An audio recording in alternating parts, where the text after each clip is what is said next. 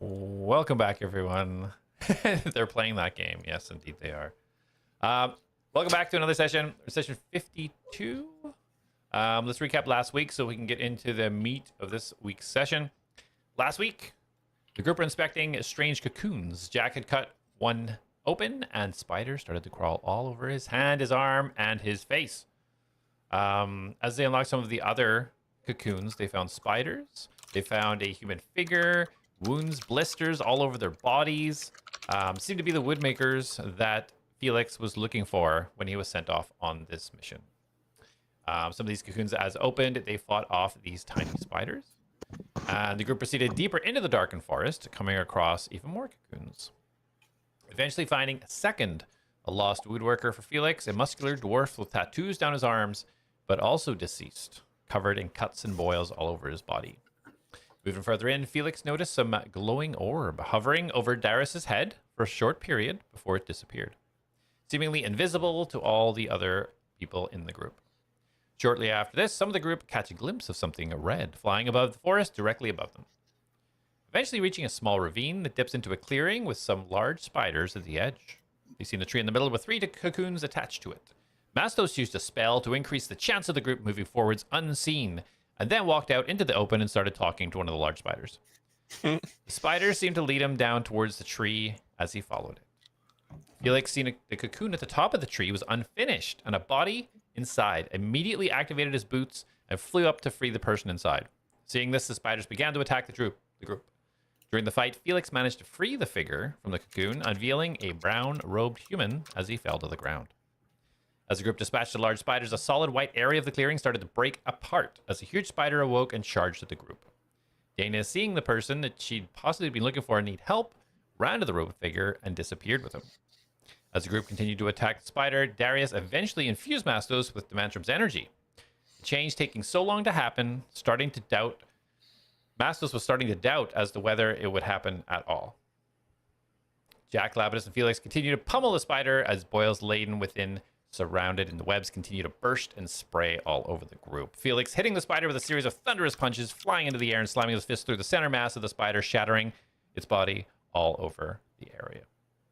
Reditus, splitting a moving cocoon on the tree, uncovered the last lumberjack that Felix was looking for.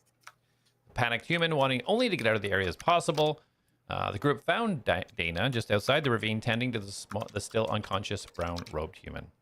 Jak, the freed human, explains the paralysis from the spiders wears off over time, and they just need to leave.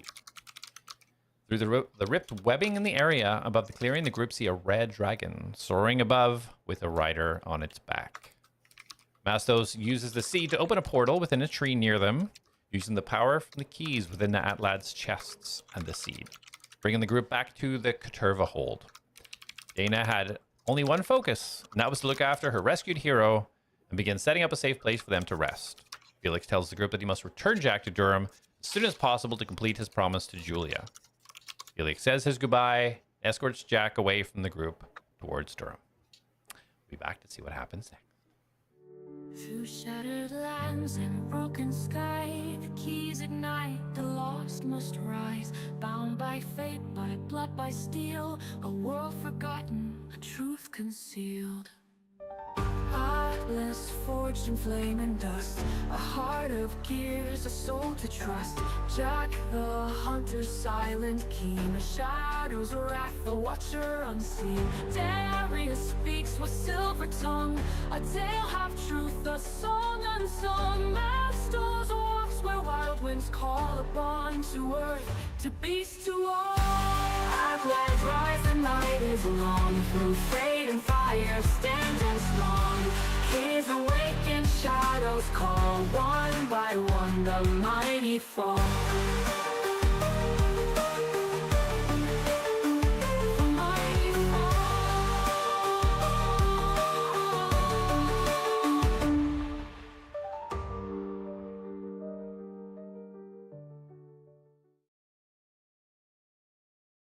All right, welcome back.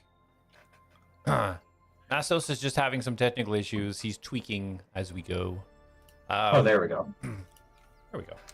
So, as a refresher, guys, when we left off, you guys had kind of teleported back to Katurva hold right at the bottom of the stone steps where you had fought the reanimated goblins. Saying goodbye to Felix, Dana had brought this robed figure over towards the side of the mountain and started setting up a camp, a safe area. And starting to do that, Darius had started to cast his protective hut. What do you do next? Jak is gonna just kind of go and kneel next to Dana and this hooded fellow, and kind of like look next to her. I'll watch over you while you tend to him in the ways you need to. Yeah, I'm just gonna make sure you got no big gashes or he's hurt too much. It looks like it's all right, but I'm gonna do a real thorough check now that we got some time. And she starts going over, checking his arms and neck and such for wounds. Darius, you're continuing to cast during this time, I'm assuming? Yes, sir. Mastos, do you wish to do anything during this time? No, I'm just waiting for the tiny time to finish. All right, so she continues. You watch Dana as she continues to go over his body, and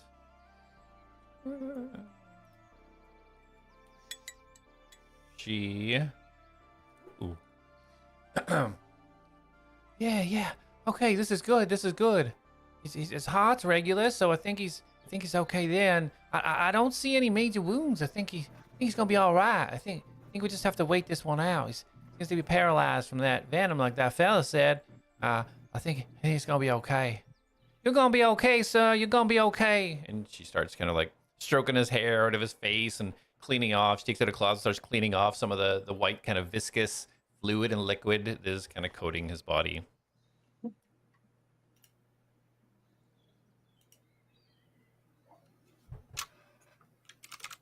Anybody wish to do anything during this time? Shouldn't was it restoration that I used? So you used a lesser Shouldn't that- restoration. Yeah. It didn't wake him, but it seemed to his breathing regulated. So he did not awake, Gotcha. but it seemed to calm whatever was oscillating inside him. Perfect. I guess Jak will kind of turn to Dana. With this hut that Darius is making, it's going to give us enough time to probably get in a nice full night's rest. Is that something you're okay with doing right now? Well, I don't know if he needs that much time or not, but I'm sticking with him no matter what it takes. He saved me. I gotta make sure he's okay. Understandable. Well, with what we saw back there, a dragon and a rider, I want to make sure things are safe. And I think I can only summon Reen once more today. But while we're waiting here, I might have her go up and look around. Well, yeah, sure, that's a good idea.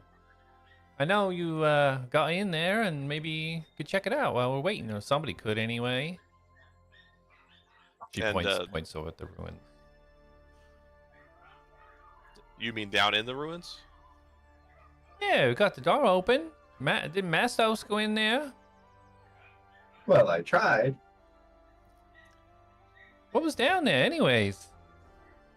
I didn't get down far enough to really see anything. Oh, well, I'm gonna wait here with this fella. I'm gonna maybe go get us some firewood, start a fire, maybe cook us something up. Sure would like to see what's inside there, though. We can find out once he wakes up.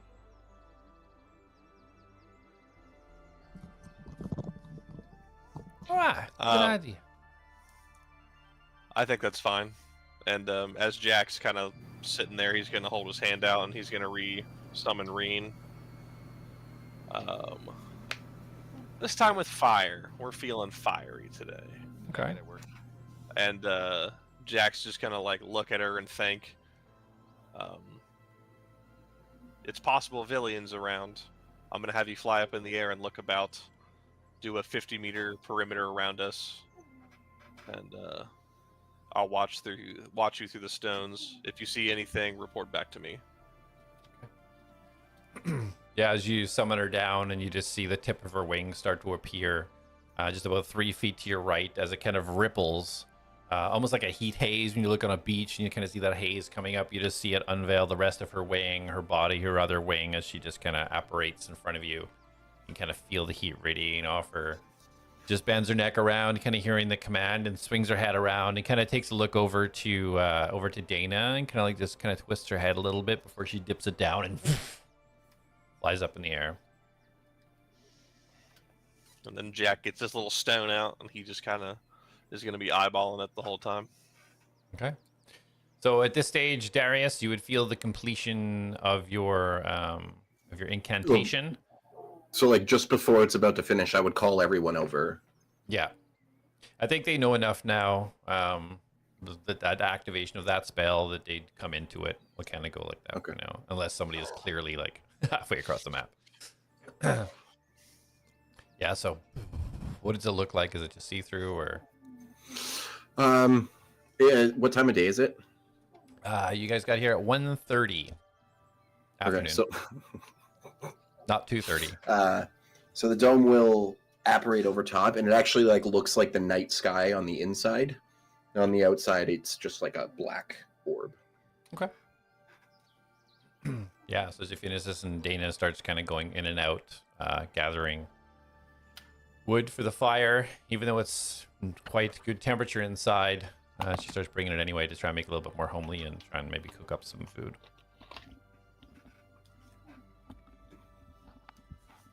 Anybody wish to do anything while she's gathering?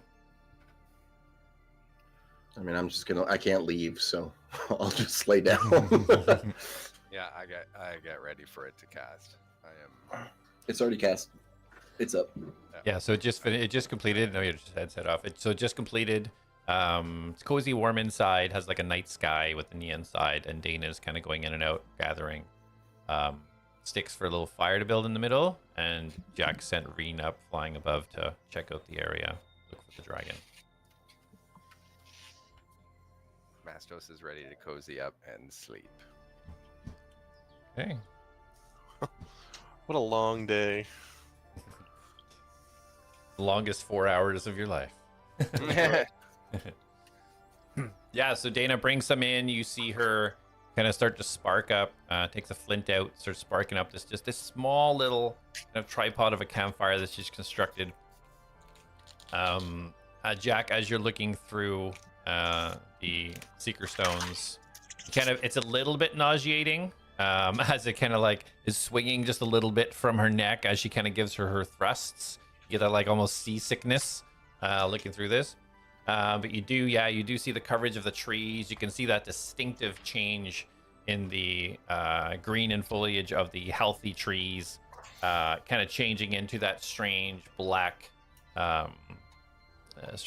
dark bark and trees that were further out where the spiders were. But she's got pretty good coverage. Currently, roll a perception for her.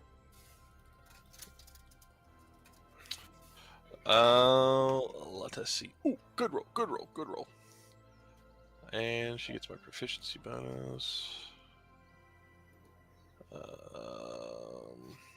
And then I wish this would just do everything for me because I'm tired of like reading everything. I'm tired of reading. This is ridiculous. Wisdom.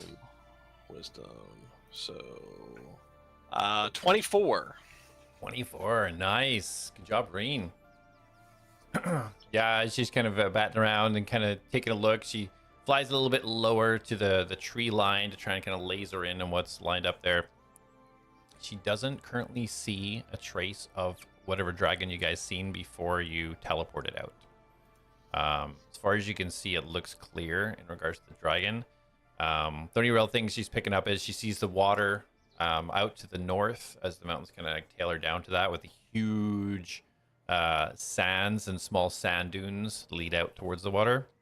And then if she does look to and she kind of like swings around and looks to the west, she gets a good view of the kind of the massive mountains that are leading over to the west, where you guys are. Okay. Yeah. As she's kind of just looking around, Jak will kind of thank to her, make a few more passes, and then come back down. You see her kind of like bank back to the right again to start doing a kind of an overall sweep of the higher area.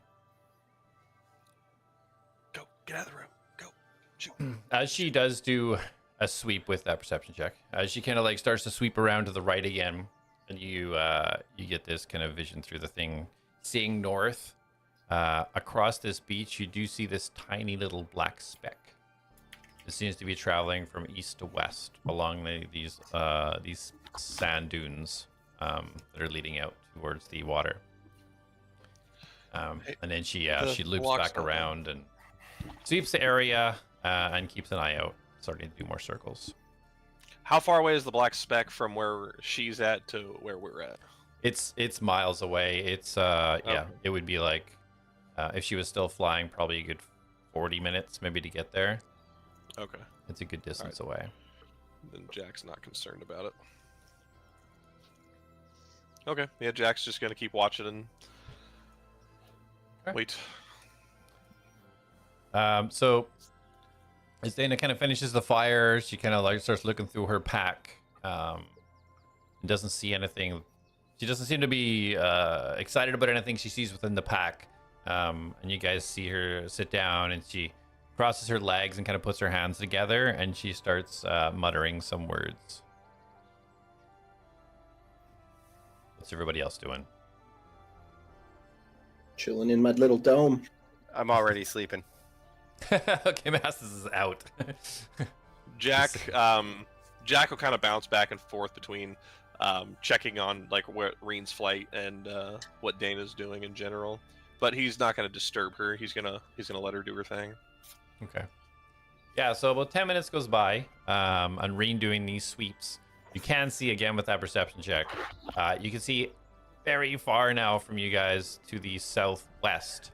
You can see, and you know that what this is based on the size and that, you can see Felix with Jak, and now his massive steel horse, quite far away now, but you can tell these three figures moving down southwest away from your area. You're assuming towards Durham. Jak will kind of smile at the Seeker Stone. Like, too quick. In completion of that, about 10 minutes goes by, and Dana she just finishes whatever she's mumbling, and she kind of just has a little smile, and she gets up and she leaves the dome. She left the dome? Yeah. Well, I don't care. I'm sleeping. Yeah. I'd like to remind everyone, Mastos looked very hurt. Yeah. You said Dana left the dome? Yes. So, like, as she was going, I'll be like, where are you headed? Well, just gonna go find something nicer to cook. I've only got those dang rations in there. Shouldn't be too long.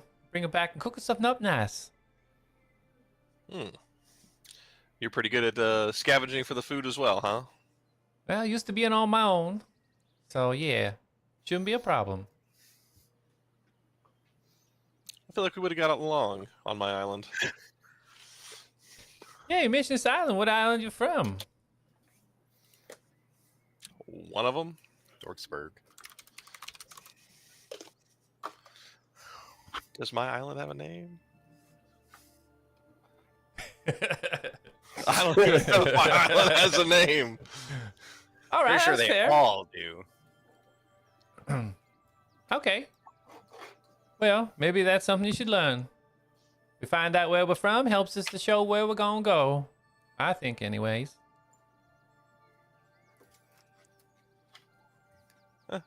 Good point. If you want Reen to come with you, let me know. I'll send her your way.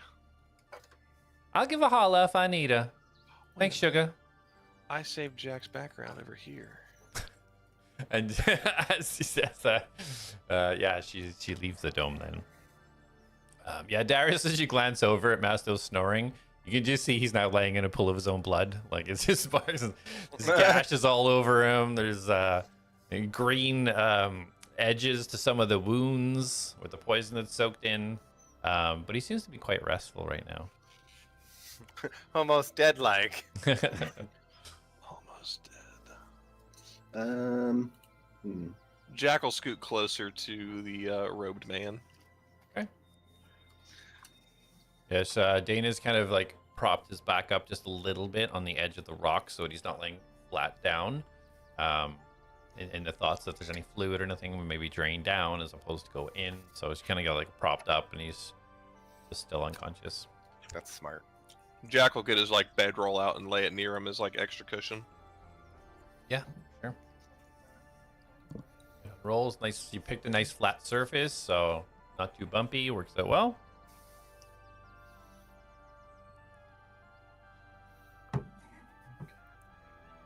All right. Are we?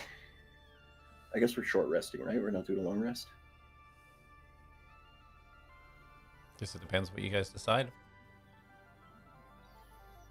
Well, I think Mastos is out for the night.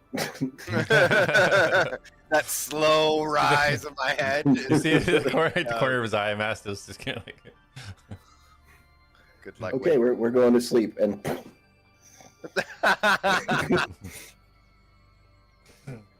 As if Atlas never left. his So, spirit lives on in us. That's right. So a few minutes goes by and Dana returns. She's holding a squirrel by the tail. And she sits down beside the fire and she starts prepping the squirrel.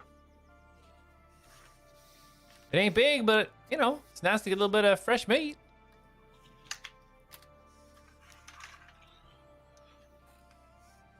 Least you can do since they assisted you. Oh, yeah, I'm always willing to help. Ain't enough people in this world helping other people out. I don't think, anyways. That's why I wanted to make sure this fellow was okay. People who do good things should be rewarded, don't you think?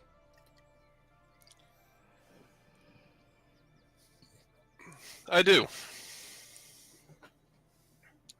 I think you're helping out a lot. And kind of as Jack's kind of conversating a little bit with Dana, he's going to really he's going to take off the symbol of Sparrow and he's going to really look into it and just clean it and think back, if you will. Okay. Yeah, you kind of you go over it a little bit more and you spend some time really looking into it and shining it up and kind of thinking about the connections between this item and your friend who is now gone. If I can, I'd like to spend enough time on it to identify it. Yeah, for sure. Okay. Yeah, so you keep working on that. As you do, you see Dana has now prepped the squirrel. She sharpened this skewer, setting up a little makeshift rotisserie above her small campfire as she just sits with a little bit of a smile on her face and starts turning the meat.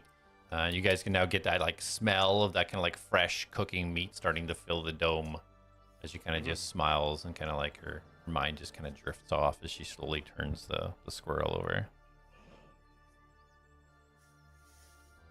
Does the smell wake me up? Roller perception at disadvantage. Okay. Let's do it. Mastos is always on the look for food. Oh, my dice are over there. Oh. Ow,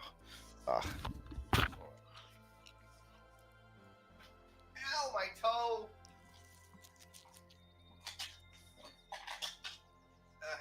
Okay, with disadvantage. Yes.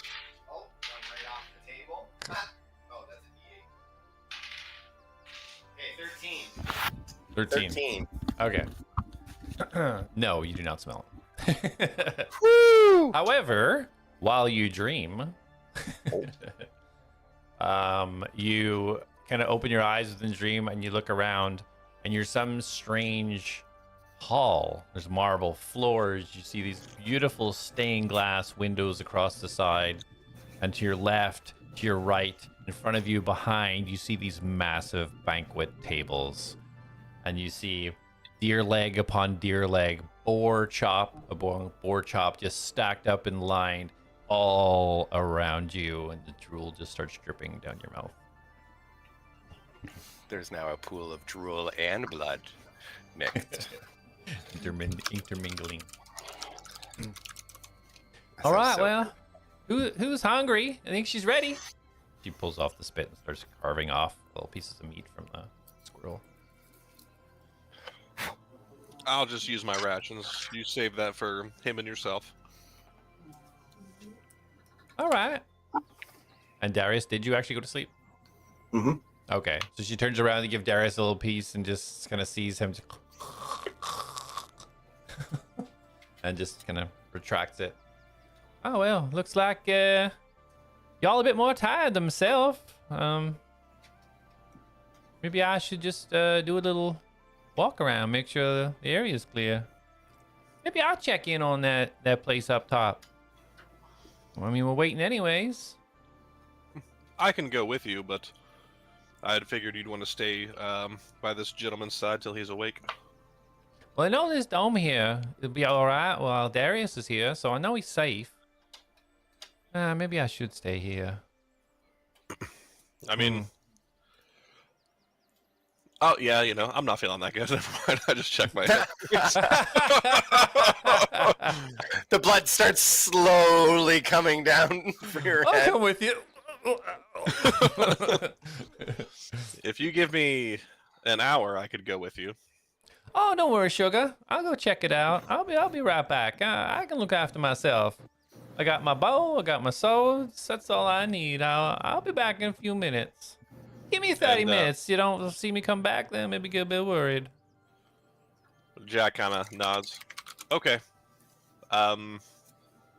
Sounds good. And then Jak's gonna thank Tareen to land at those stairs and wait for Dana and to follow her and take any commands she gives on this trip. Okay, sounds good. Yeah, you kind of like do a little quick look through the seeker zone just to make sure your commands kind of went through, and yeah, you just see her take a big bank to the right and start sweeping down. Dana puts on her pack and kind of slings her bow over. All right, I'll be back in just a little while. Make sure you take care of him, okay? If something happens, you yell for me right away. You come get me. Sounds good. All right. And she walks through the bubble.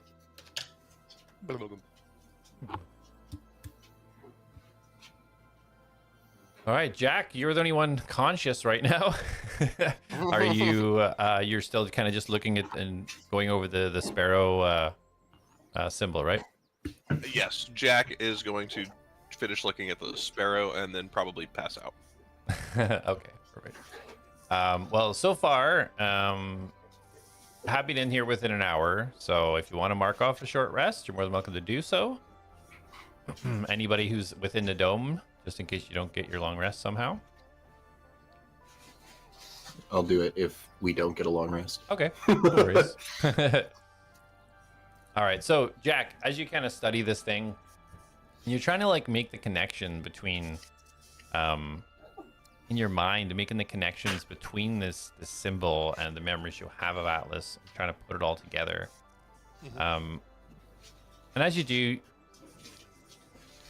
this thing you can see, you never really seen it up close when Atlas was like using it and had it, but you can see this central point within the symbol that kind of goes around in circles. In the middle, you can now see where there was some sort of inset gem within the middle of it.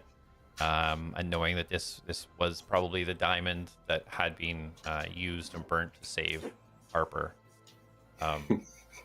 So you think to yourself, was it there to begin with? Was it put there? Did somebody know this was going to happen? Does this thing not work properly because it's missing? Like all these thoughts start going through your head. And as you do, when you start thinking like, what is the path moving forwards? You know, what do I do with this? These thoughts just rummaging around your head, and then you begin to realize that this symbol, although was a gift from Atlas and not truly powered with anything, it now seems to have some sort of magical essence to it, and seems to give you a connection to Sparrow that you never had before. And it gives you a feeling of protection and somewhat of guidance. And you now understand that you can use this for essentially divination once per day. Hey, what definition? Ooh. Essentially, you can ask Sparrow to like one question per day. You may get an answer. It may be confusing. It may be not. But you do understand it is also, it has this essence of protection that you feel when you identify it. How protected do I feel? No physical protection. You feel a spiritual protection. Okay. Protective vibes, if you will. Okay, I'm vibing with it. If Jak understands that he can ask Sparrow something, Jak is just kind of never been like religious or a prayer or anything like that. But he's gonna hold the emblem in both hands, and he's gonna kind of put it close to his face, and he's gonna say really quietly, "Am I doing the right thing with these people, with this journey? Am I making the right choices?" And he's just kind of put it down and kind of go back to just being there. Okay. So yeah, as you kind of put it down and you're just waiting for something to happen, kind of like looking around, looking at the grass, and close your eyes for a second. Like, do I see anything in here? Looking for something to show up. And nothing seems to happen. You kind of look over the fire, and then you start to see the flames that are flickering, kind of like stay a bit more static. And one side starts to just grow a little bit, start to flicker, and you start to see this dragon start to form. And then beside it, on the other side, another dragon start to form. And they just slowly start intertwining and turning, rolling over each other. And as these dragons start rolling, they start to go sequential circles, just like the symbol of Sparrow. And as they reach the center, they just move inside each other and dissipate.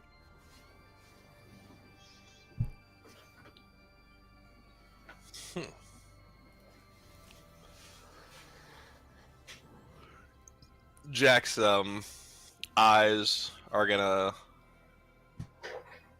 One second. Okay, yeah. Jak's eyes are kind of gonna glow for a second, and they're gonna take on a dragon eye. And then he's gonna kind of like look at the fire, and it's gonna start to glow a little bit brighter. And then he's just gonna kind of try to ponder what all that meant. Okay. Okay, so as a little bit of time goes by, are you going to settle down to sleep, Jak, or? Jak just- is gonna try to hold out his tiredness until Dana gets back. Okay.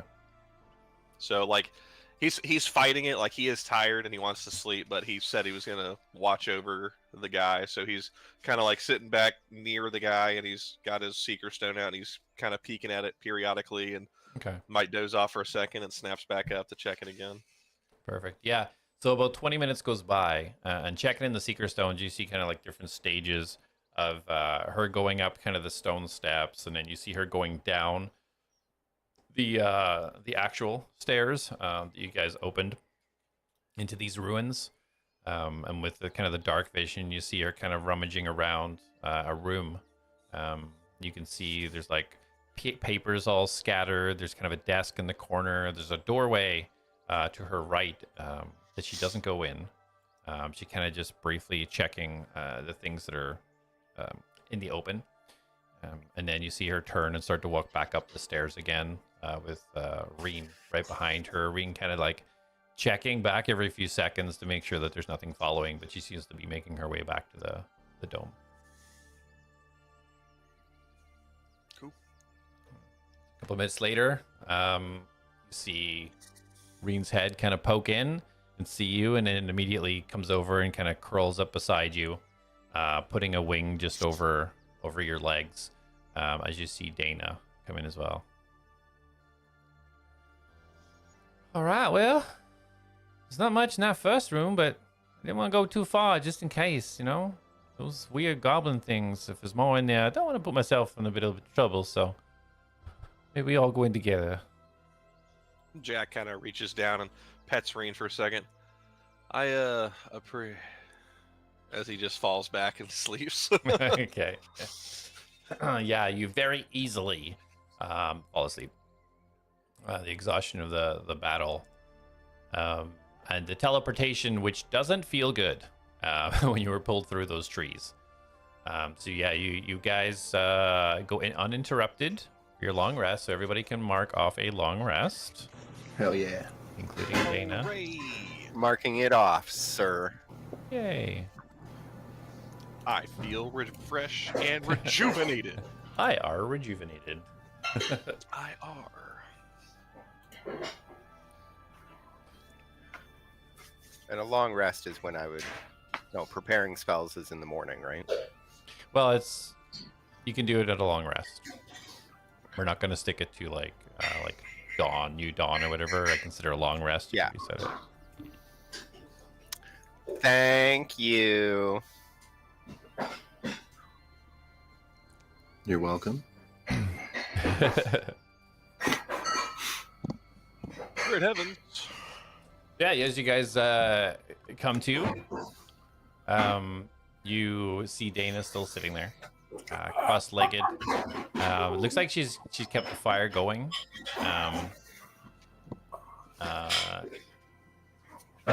Darius, you would wake up first. You were the least injured, and yeah. So I just stretch. Did you sleep? Well, I'm okay, sugar. I didn't need to sleep. I want to make sure everybody's okay. I mean, we'd be fine in here. Nothing can come in here. I know, but y'all let me rest a little while back, so I'm feeling pretty good. Also, has it been 8 hours? Yeah. So the dome. Yeah, now it's just a campfire. Well, they would have been safe in there. It's gone now. Oi, jackasses! And I slap them both. You both immediately feel the sting of a slap as Darius smacks you both. No, Elder. I don't want to get up. Wow, his whiny voice is even whinier than his voice.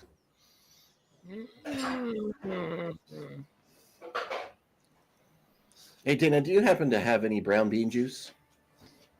Brown bean juice? The fuck? What's that? Is that an Islander Like thing? Mate, no. We had some here too, didn't we? Or in Sinicalum? Brown bean juice. Brown bean juice. You mean coffee? Yeah, it's brown beans and it makes juice. You know, I don't, but I seen something. Give me a few minutes. I'll be back. And she excitedly gets up and runs off to the east.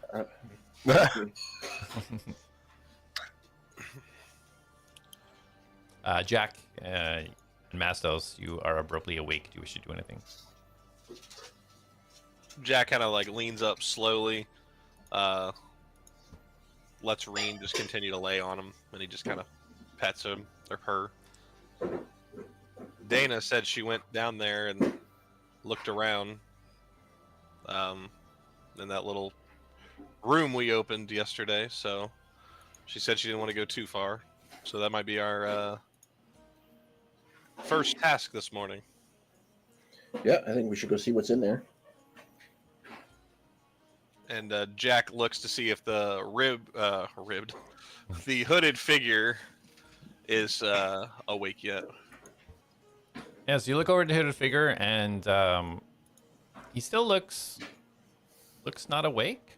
So you can see the chest rising and falling. You can see Dana done a good job kind of like cleaning him up mostly without wanting to be too intrusive and get right in there. I'm going to cast Prestidigitation on him just to fully clean him up. Okay.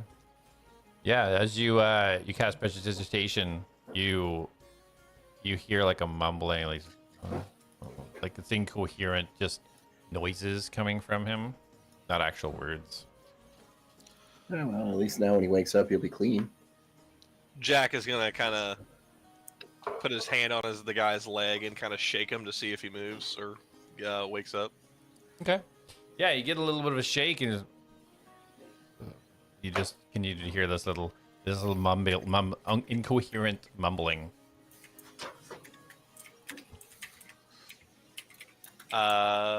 Jak is going to attempt to look him over and do his best medicine check on him. Okay. Yeah, roll a medicine. See if he looks all right. 12 on the die, and I get a +2, so 14. 14. Yeah, so Darius is gonna go. Sorry, Darius is gonna go opposite of Jak and like mimic what he's doing. Okay. Yeah. Do you actually want to roll a perception? No, he's totally just like oh yeah, like he's. Okay. Yeah. As you go over him, it looks like the work that Dana has done has patched him up. He looks healthy. You don't see any long-lasting damage. Going over him, you do, however, miss see the rip in the robes.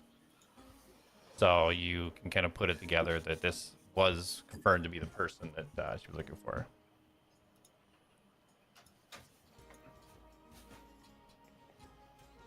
And you start kind of going over a little bit more, and you start to hear this mumbling and almost words coming out now. Where am I?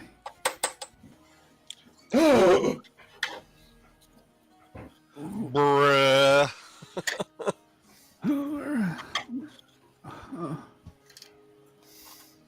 And Jak kind of shakes him again. I'm irate right now. I'm getting off. No way! What's going on?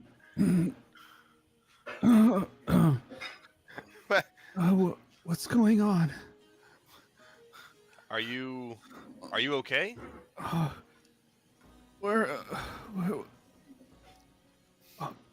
And he frantically like searches his robes and then clasps something on his chest, and you can tell he just like releases a sigh of relief.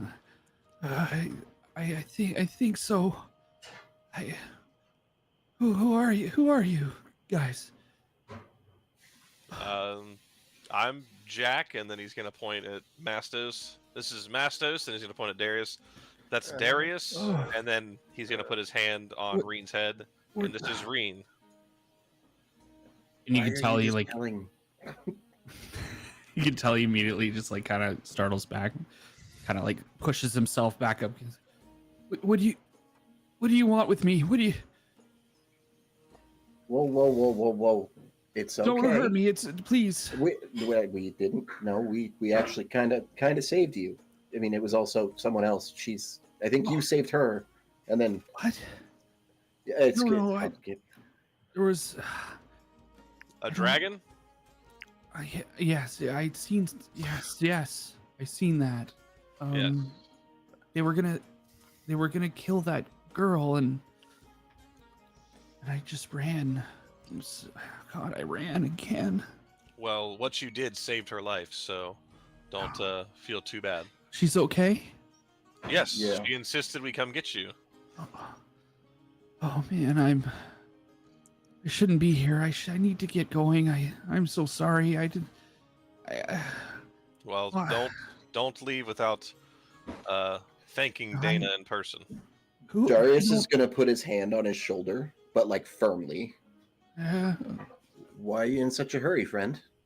I need to get to the city. I need to Which city? figure the one on the hill, the tall Erican, I think. Very story based. Very story based. Sorry, what? Don't listen to him. He's a child. Oh, you look very grown for a child. Well, he's Thank you. 17.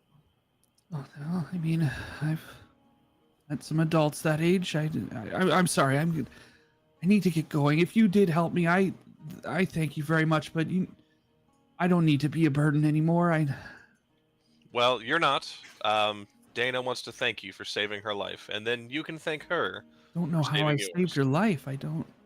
And I mean, I What happened? heard you say I ran again. So Aracon's a little far from here, and you just happen to be in luck that a wonderful group of adventurers are headed that way. How far? How far is it?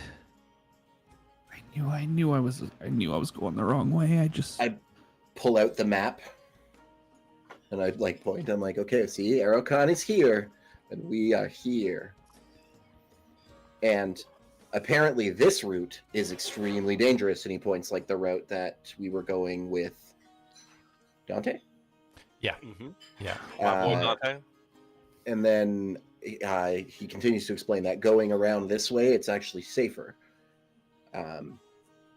So I agree. Yeah, it's been a trek already. I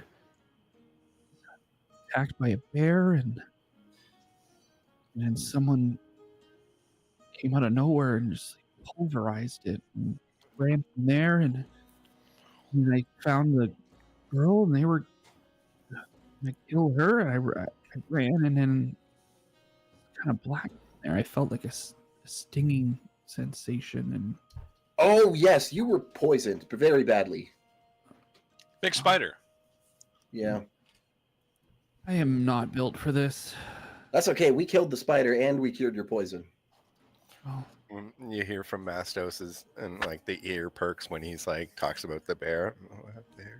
Bear? yeah, no, don't worry. Jack wants dead. to look this guy over. Really dead. Like it was almost exploded. I'm not even going to try and stop people anymore. Mastos is still sleeping. Oh, I thought he was awake. No, he is awake. Darius slapped him in the face. I'm just pretending to be asleep. Because I don't want to get up. So, the man starts to kind of dust off his robes and start to like get up and. Well, thank you for helping me, and I need to be on my way. I need to get to where I'm going. Okay, good luck. Bye. Jack wants to look this guy over and like get a like look at what he has on him and everything. And Yeah. that's it. See ya. Walking off into the forest. Yeah, Hear a so Jack, dragon roar and a scream.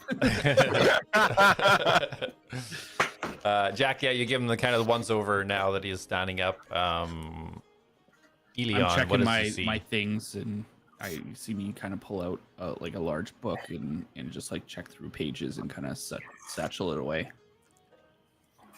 Can I try to like observe what the book is, or like what he's looking at, what he's reading through? I'm not really reading. I'm just kind of like glancing through pages just to like see if everything's kind of there, but I'm not really hiding it. Because so do I get a sense of like what type of? Well, I book mean, it is? that's I'm just letting the DM know. So Okay. Yeah. so So- Jack kind of giving you the once over. Explain to Jack what he sees. What does Elion look like? oh, I haven't Wait, reviewed who's my name Elion? yet. but Yeah. wait for that moment. Thanks. What a metagamer DM. Yeah, Jeez, wow. Jeez. Spoiler. As he gets up and he goes, my name is Elion, by the way. Just thank you again. I think I have all my things. Darius lets out just like this sigh and kind of like turns his back to him. All right. So yeah, as you see him get up, he's a very meek, thin, frail man that you've probably noticed carrying him around for the past however long. But he has long brown robes and with a big hood. He has a large leather-bound book in his hand. And you can see the glimpse of like a shiny chain around his neck, but it's whatever's at the bottom of it is kind of tucked in a way of his cloak. He's got brownish black, swiggly, unkept hair. He looks hungry and weak and not well fed. As Jak sees that, he's gonna kind of perk up for a second, and he's gonna grab the squirrel that Dana got for him and be like, "Oh, this is also from Dana. You need to eat. You look very weak and malnourished, and probably gonna die if you go out into the wilderness again." As Jak's tone gets very Wow. like serious. Great bedside manner, Jak. Good job, buddy. You might tone it down a little. I just don't want to be a burden, but and he just kind of like flops down. He's like, that would really be nice. And then Jak pulls out one of his food rations. Here, eat. As he kind of pushes the squirrel and a ration into this guy's lap. Oh, thank you. Sorry, your name was again? I'm Jak. Nice to meet you, Jak. I'm Elion. Thank you. It's been a long journey without friends, and thank you. He really starts to eat. As soon as you start to chow down on this, Elion, you hear a rustle from the forest just a little bit east of where you are. He's up! You're okay! And you see this blonde female drop some little brown things she was holding in her hand in the grass and start running towards you. Can I dash over to the little brown things and save them from falling on the ground? Well, they're quite far. You can certainly get up and start running towards them. Mastos suddenly has Flash's powers. Yeah. Save the coffee. Yeah. Do I recognize her? Like, would I have gotten a good glimpse of her from where I was before? Yes, you can recognize her from the tree. Yeah. You're okay. Oh my goodness. Hi.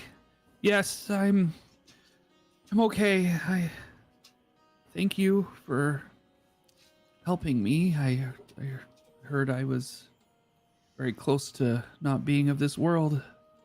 As soon as you half of your sentence, as soon as she reaches you, she doesn't even wait for you to finish the sentence and just smacks you with a hug. Your body kind of shakes over.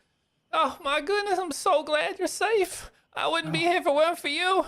You're my hero. Oh my goodness. Here he is, everyone. What's your name, sir? What's your name? And he kind of taps her on the back. You can tell he's just not a hugger. Kind of. Bruh. What is this game?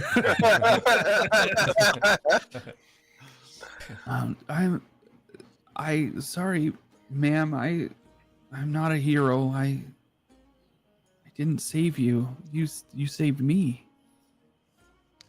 She backs off a little bit, realizing you're a little uncomfortable. I don't really know what I've done. My memory's a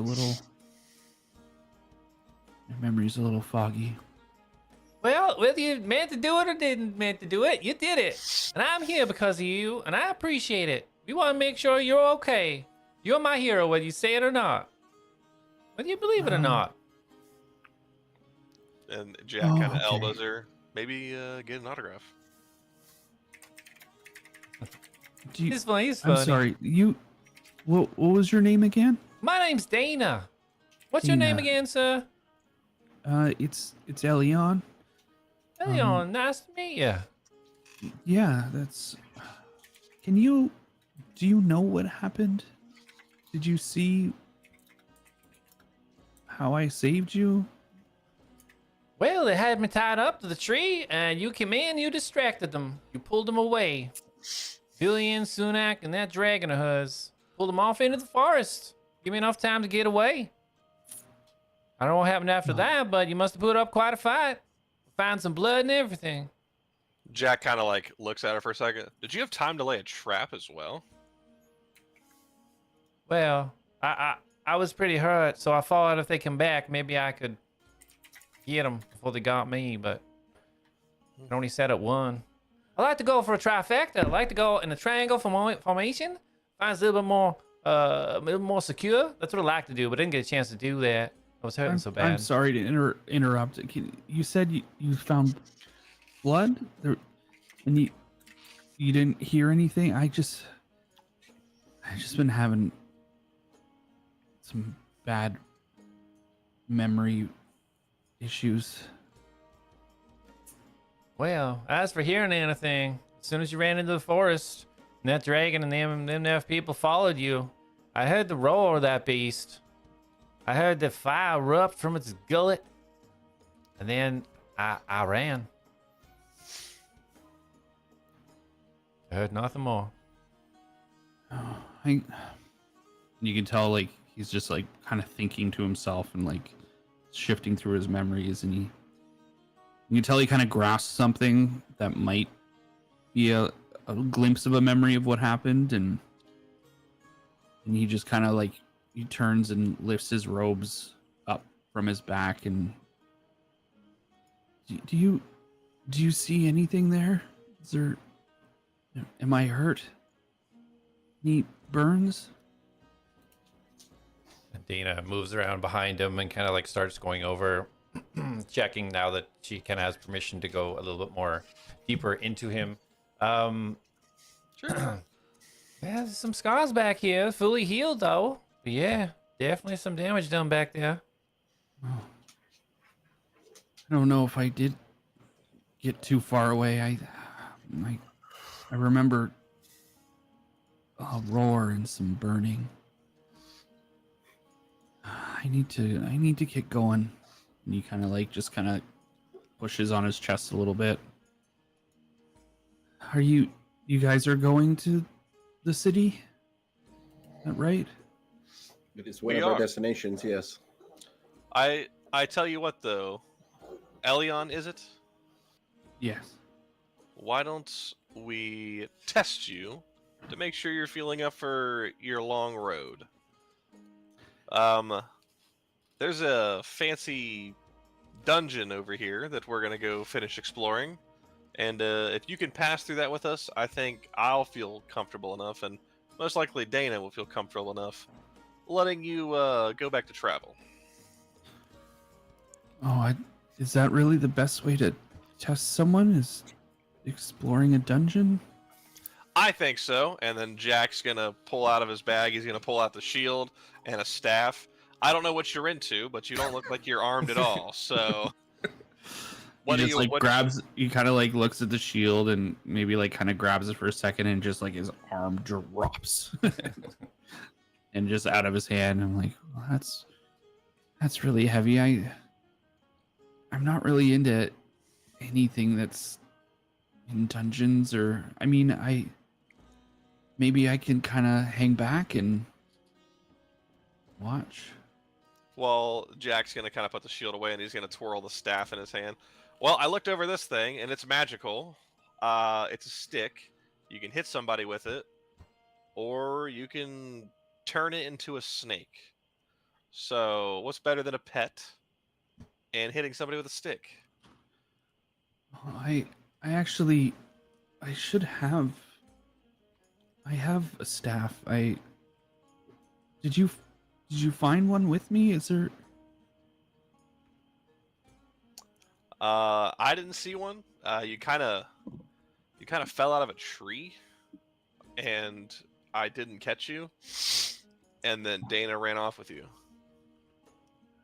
Are we far from there? Yes, we're not going back there. There's a bunch of spiders. They're scary. We could go back. I remember where it was. Are you sure it's not in your your pouches or your bag? Let me take a look here. He just like shuffles through his bag and takes a moment to like go through it. I'm just still lying on the ground, yawning, relaxed, hands behind head, just sleeping. Yeah, shuffles a little bit, and then he's like, "Oh, here. Oh, okay. It's here. It's here." And he pulls out a big, large staff out of his bag that's clearly too small to hold a staff. Is it bigger than the staff that Jak tried to show him? I don't know, DM, is it? It's similar sizing. It comes up to kind of just halfway up his torso kind of thing. It's very strange looking. It looks like a lot of almost little humans kind of sitting crouched, all stacked up on top of each other. It's like a look of bone or something. Creepy, but cool. Well, Dana, do you have any input on this? It sounds like he just wants to continue on. We were going to search this place out. Well, I don't really fight. Like, I'm not. My last party, I wrote stories of their travels. That's kind of what I do. I observe and I help. But I don't really fight things. That's why I'm surprised that Dana, is it? I'm surprised. yeah, Dana. You think that I'm a hero. I'm kind of nobody, really. Well, sir, if you don't mind, you're my hero because you saved my life, and you got away from a Drakewoden killer and a sidekick and a dragon, and then you survived a bear attack, and you survived a whole bunch of spiders. So I think you ain't giving yourself enough service, sir.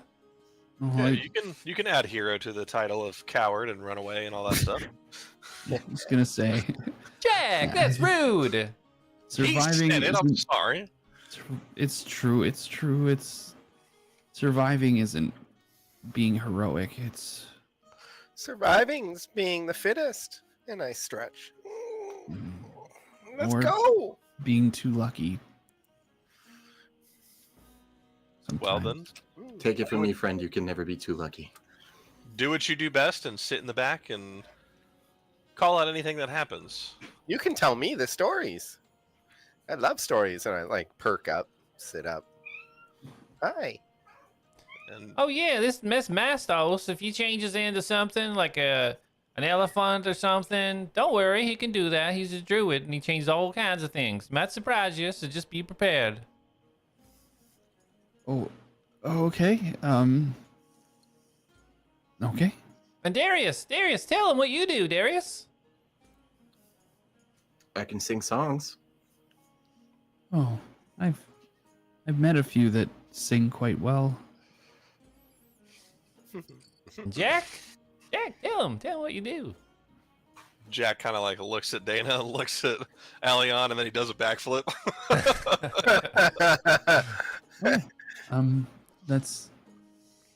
That's really good. That's I was in a town once and they had people that did that. They traveled from town to town and they would put on shows for people. It was really great. They wore makeup though. They had fancy, colorful makeup. Big shoes. I would say I'm the outdoor specialist, but Dana's here, so I don't know if she outranks me or not, but Oh, I don't outrank anyone, sugar. You know what you're doing. we're the ATLADS, and we're about to delve a dungeon. Have I heard of the ATLADS before? In any of the towns or No. no? Sorry, guys. We're a new group. Yeah. We're like a month old. Yeah. Well, I ain't part of the ATLADS now. They just help me make sure you're okay. I ain't part of this team, but I do certainly think, appreciate them Dana, helping me. You are a part of the ATLADS, as is Dante, as is Carmen. Darius is just like I don't. Well, he does not speak for the group. I don't know where you thought you got that from. Thank you. Jack's the leader, though, yeah? No. maybe a honorific. Jack puffs his chest out. Ain't he the Dante one seems that's to think so. he's usually leading things, yeah? I thought he was No, definitely not. Technically, you he sure? was the last one who was put in charge. Nobody was ever put in charge. That was Atlas's Atlas- dying wish. Atlas put him in charge. Said Atlas follow wasn't in the charge either. Well, Sorry, is ATLADS. this important? I don't. Is this? Oh, Atlas. He was like, Oh yeah, he was my best friend and he died like literally a day ago. There you so go. thank you. No, that's terrible. I'm sorry to hear And Darius that. is just like cold staring at him.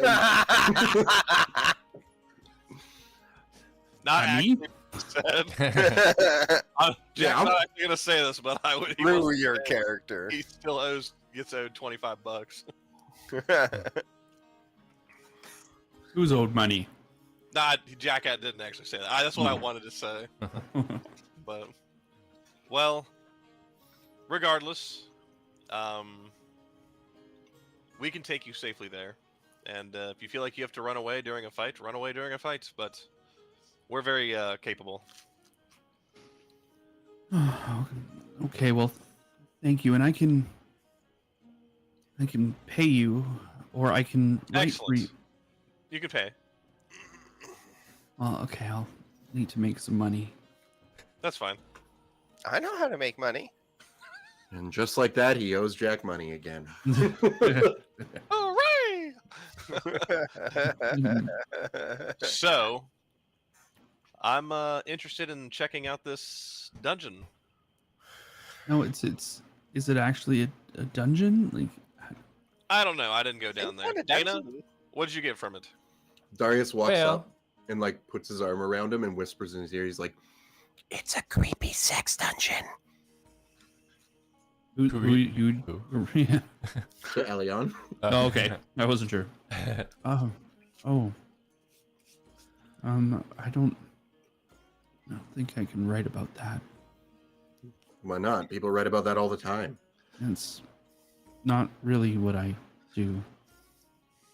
What do you do? Kids novels.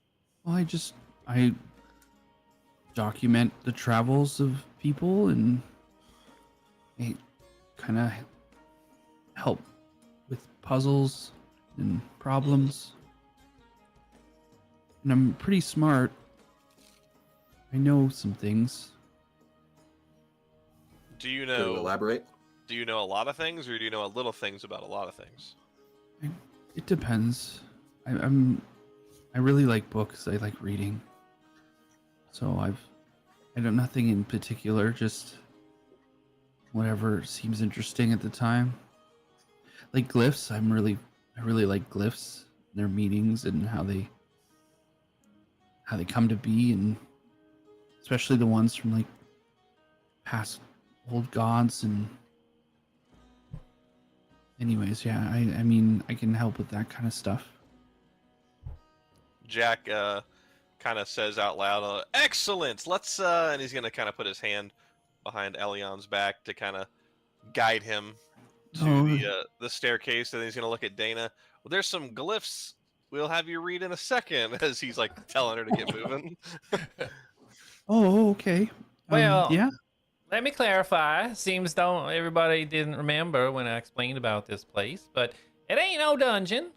It was the Caterva Invagar. It was one of the very first strongholds that they had, and they used to keep a lot of their relics that they used to have. They keep them in I there. like relics. There might be something in there now, but it was taken over Well, by Dana. goblins. Yeah. I don't like Could say goblins. that it's a dungeon where they keep their relics. What I is a guess. dungeon? Huh. Well, I think a dungeon more like a prison or something where, Yeah, that's what Uh, I thought too. yeah, Yeah, right? it could be like a closet. I mean, I think a dungeon is just something you kind of delve into. Generally, you go down, I would think, into a dungeon. True. Ain't been no dungeons that go up. Unless you're already at the bottom, and again, it gets going up. Wouldn't that be spelunking at that point? That's caves, I think. That Oh. would be down. But Yeah. caves can go up sometimes. Never done that They can. before. You be Well, spelunking, Jack? You spelunked a lot? Are you a good spelunker? Yeah. Yeah, he's a big This isn't just spelunker, for so much show so. as he flexes his grapple.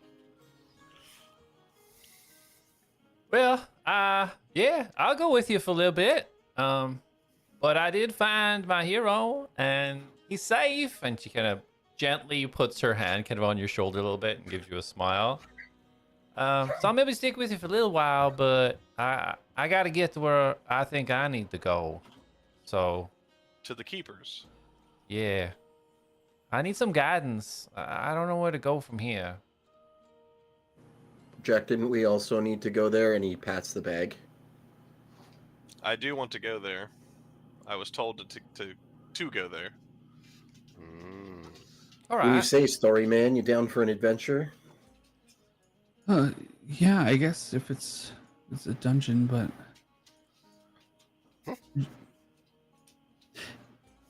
yeah, I guess so. And just to let you know, like some dungeons were actually built above. Like there's an old place called Belsarin. They had an old citadel. They built their dungeons and towers above the main halls, and they had stone spires that rose like broken fingers into the clouds. According to the Archivist of Yavara, the logic was twofold: to keep prisoners furthest from the sacred ground and to ensure Yes, their yes, screams very- were very carried away beautiful, by the very wind. beautiful. Let's Oh, go. is- okay, sorry. That's Jack just is like like slowly making a gap between them. I'm hung up on every word he's Yeah. saying. I'm like, Dana's locked in as well. She's intently listening. Go on, go on. Oh, sorry, I tend to ramble on, but it was said the higher you were held in Valsarin, the more dangerous you were. Some cells at the peak were bound in silver and salt. Maybe you can tell us while we're walking. It looks like Jack's heading on out. Oh, I'm walking too. Yeah. oh. Okay. And so the earth was so sacred. Yeah, it was. It was to them. Jack, That's why. I Jack- like I mean, that. the tallest areas in the dungeon weren't even meant for men. Apparently, it was meant for things that once were evil things. Oh, He just Jack kind of thinks back trails to off. Reen. spooky. Jack thinks back to Reen. Stay behind this nerd. She just kind of whips around slowly, kind of traipses back, and goes in behind, keeping about 5 feet behind Elion. Does not startle him, but does stay at the rear. And then, so yeah, you guys start moving. So Elion, they're bringing you up kind of this. It's a bunch of rocks on a hill, but it's almost structured like steps. You kind of go up a little bit to the right, and it kind of pivots to the left. As you kind of crest the top, and you see this almost like a semicircle of broken ruins at the top of the hill. And you do notice scatterings of bones that seem to be spread out across the area as they bring you up to the top.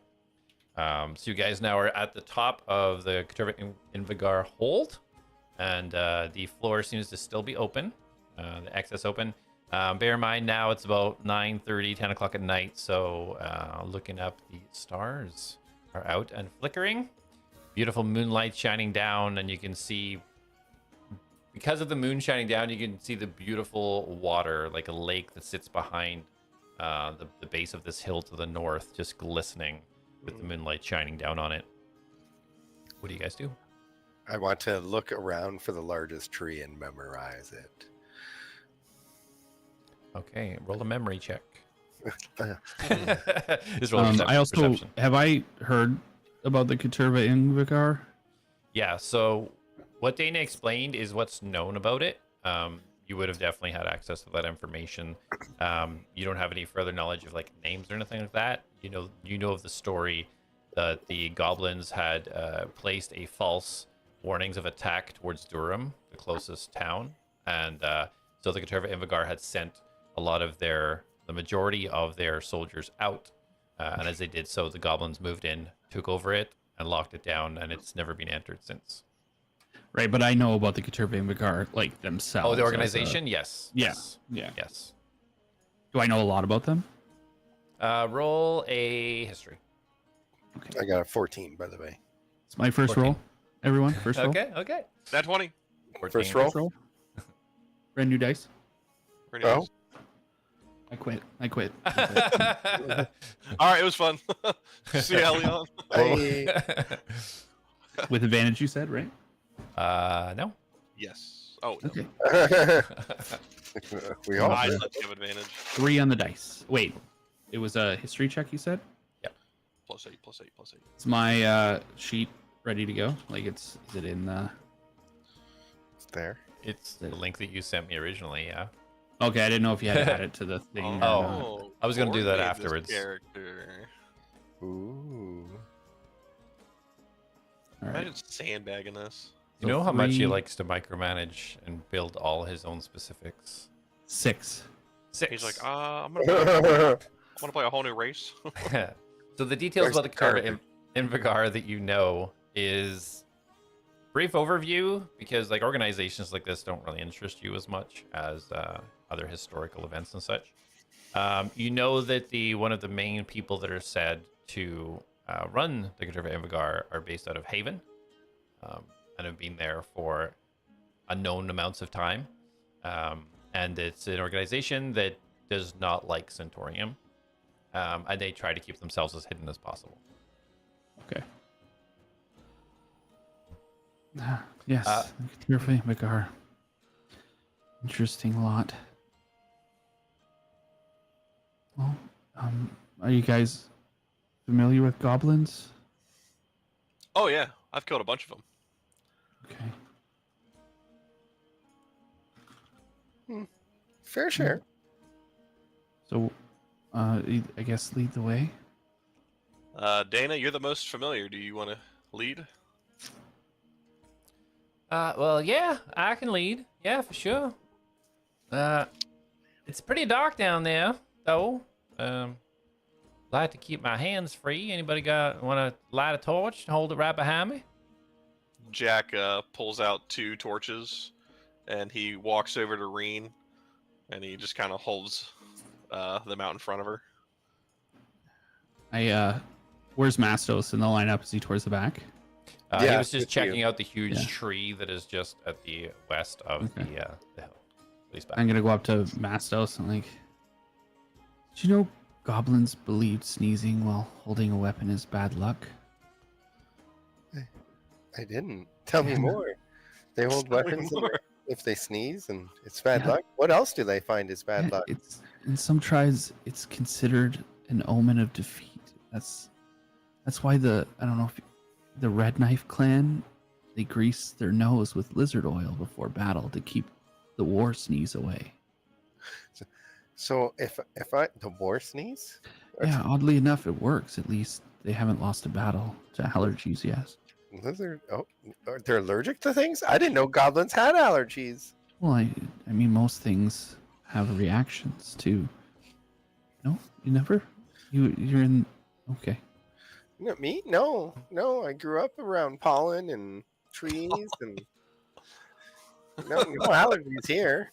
Nuts, lots of nuts in my diet. Oh, okay. Well. You see the top of Dana's head just slowly going down the spiral staircase at the top as she moves. Did Reen light my torches? Yes. Oh, we better go. Okay.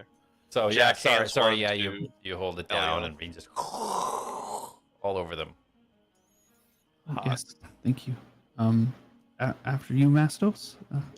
Oh, thank you. Tell me more. What else brings bad luck to goblins as we walk towards the spiral staircase? Just chatting away. So Dana is moving down. You guys see her kind of like crouch a little bit as she starts to move down slowly down the staircase, trying to go as quietly as possible. Jak would aim to be right behind her. Okay. Yeah. I'm Oh. talking nonchalantly. Yeah, weirdly enough, goblins, they have a very chaotic and superstitious culture. Like they think that biting into food that crunches when it shouldn't. You all hear this clatter of noises as Dana loses her footing and tumbles down no, the spiral no. staircase down to the bottom. No. Dang it! Okay. Jak is gonna leap down the flight of stairs to scoop her up and help her up. Roll an acrobatics. Oh yeah, baby. Dirty 20. So yeah, it's seeing the head quickly just kind of dip down as she starts to head down. You kick your boots into gear and you wall run around the outside of the stairs and just slide underneath as she starts to fall. And roll a dexterity check for me. Oh yeah, it's all coming together. 21. Let's go. As you push yourself, leverage yourself off the wall and slide your feet down, and you shove your arms out, and she just gently lands in both your arms as she goes about 2 inches from the ground as you slide across into the darkness. Hey. Oh. Jak. Jak! Oh, thank you. I thought I was going to break my neck there. Oh, my goodness. Jak just gives her the killer wink. In darkness that you can't see. As the torches just tumble down. Your torch tumbles down after you down the stairs, just lighting up the area now. As she's kind of stretched over you. Like, oh, well, yeah, thank you. She gets off your arms. And then Jak will grab his torch. Is everyone okay? Yeah, All we're right, good. just a Oh, bit of yeah, a I'm tumble. Oh, okay. There's no goblins? Not yet. All right, well, y'all can come down. It's pretty safe in here. Just a bunch of paperwork. All right. Okay, I'll we start hit making my way in. making my way down south. How dark is it? As you guys continue down, is it a little bit lit by Jak's torch that kind of tumbled after them down? And he on gave the one ground? to Elion. And he gave one to Okay. Leon, yeah. So other than that, there is 0 light down here. As you guys go down the spiral staircase, the light, the moonlight and starlight from above is completely cut out now as you go down a few levels. So just lit by the torches. Okay. So Jak, while you're in there, if you want to roll a perception as you put Dana down. Put her down gently. Yeah. The stairwell down is only about like you can only fit about 1.5 people down this winding stairwell down at the bottom. 14. 14, okay. So did Jak So- pick up his torch? Did you pick it up, Jak? Yes. Okay. As Darius basically descends into when he no longer sees the light above, he's gonna reach into the bag and pull out the gem of brightness, and he's gonna whisper into it, "Glow," and it will boom, and just emit 30 feet of light, and then an additional 30 feet of dim light. Okay. Awesome. Oh wow. That is really interesting. I've never seen that before. Oh, that's pretty. I got it from a friend. Oh, can you do that all the time? Actually, yes. No. Wow, that's a friend showed me how to conjure lights, but they don't last very long. Do you know magic? A bit, yeah. Well, I mean, yeah, some. Show me these lights. Oh, sure, yeah. Please. Jak shoots across the room. And You're so the child, not me. Leon kind of like he kind of squeezes himself and thinks really hard, and you see him kind of like mouthing something, and then blink, blink, like 4 little lights pop up, little spheres. You can tell he's like concentrating pretty hard. And then he opens his eyes and kind of like smiles, like almost like he wasn't too sure if it would work. And like, yeah, these are them. How long can you keep them up for? Oh, I don't know, maybe a minute. That's Maybe pretty last- impressive. Is it? Hey, Jak, can you do this? And Jak looks over to see the floating lights, and he like holds his torch out, and he like looks at it, and the torch just gets like a really big bright flame on it, and then it just dies back down. Nope, but I can do that. Well, that's really cool too. That's really impressive, Elion. You can keep your hands free with that. That's really useful. Yeah, I mean, and as I'm like kind of stepping forward, I kind of shift and stumble, and they all like boop boop boop, all out. Okay, they're out of existence. I mean, I'm not great at it. Well, Practice makes and- perfect. Yeah, so that's basically Darius is gonna apparate the arm apparatus and fire an Eldritch Blast just randomly. And I'll be like, yeah, it just takes time. And I then like he- immediately scurry like backwards a bit, like back against the wall, super skittish. Whoa. You're fine, man. Oh, sorry. This is very new for me right now. I've been alone for a little bit, and this is a lot. Okay, so I know this is gonna sound weird that I'm just gonna ask to do an insight check. The reasoning behind it, Darius does not trust him. Like, based on recent events, Darius doesn't want to let anyone near him. Yeah.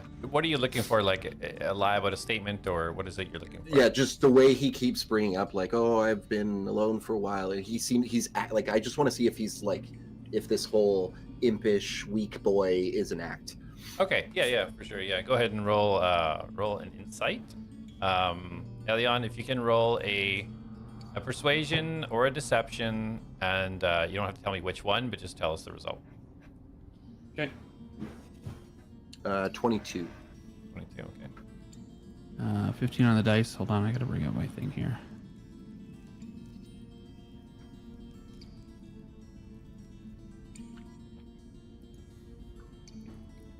$21. Okay. Yeah, as far as you can tell, he looks like he's being honest. What did you roll, Jay? 22. I beat Okay. him. I, Okay, so you yeah, I know. It's just No, I didn't hear what you rolled. I just knew my roll was pretty high, so I was just wondering. that's fair. Your roll was, well, I rolled a 19. Your plus is obviously better than mine is. Okay. But my plus what? Well, they're both charisma, so I know it's charisma based. So yeah, as far as you can tell, it looks like he's honest. His kind of like sheepishness and such stuff looks honest. Okay. Relax. I'm not gonna hurt you. It's all right, sugar. These are friends. They won't hurt you. I know. I'm sorry. It's not. I know you're friendly. I never It was said I was just friendly. It was. Well, I mean, I'm As I say that, I pull the arm out and then I eject the blade out of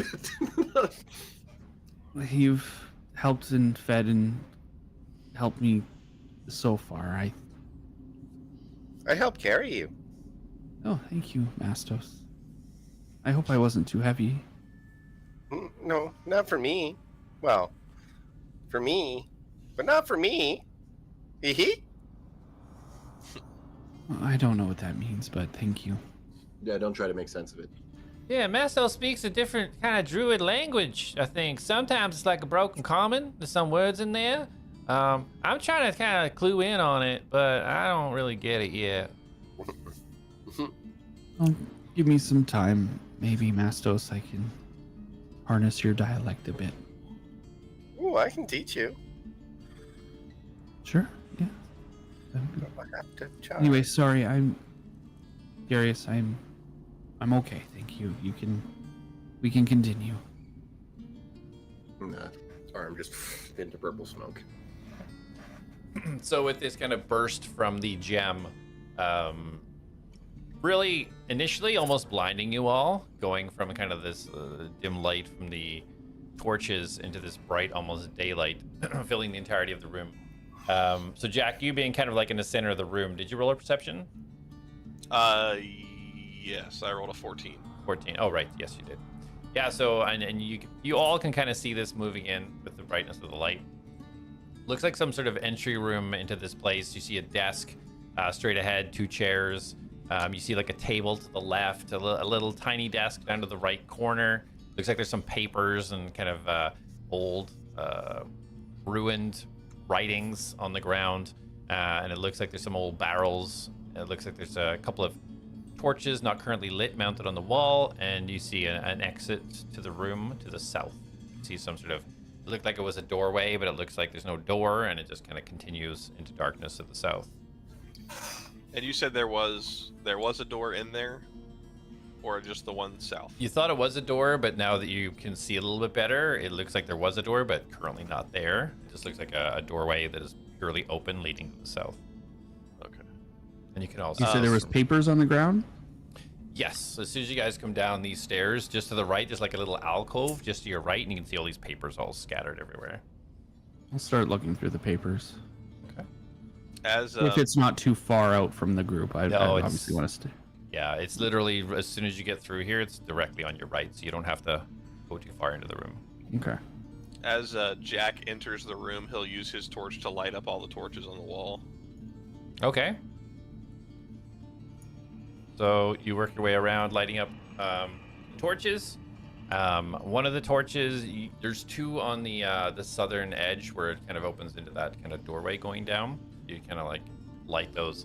The one to the north, as you go to light it, it's not taking a light. It's not lighting up for some reason. Elion, if you could roll an investigation for me.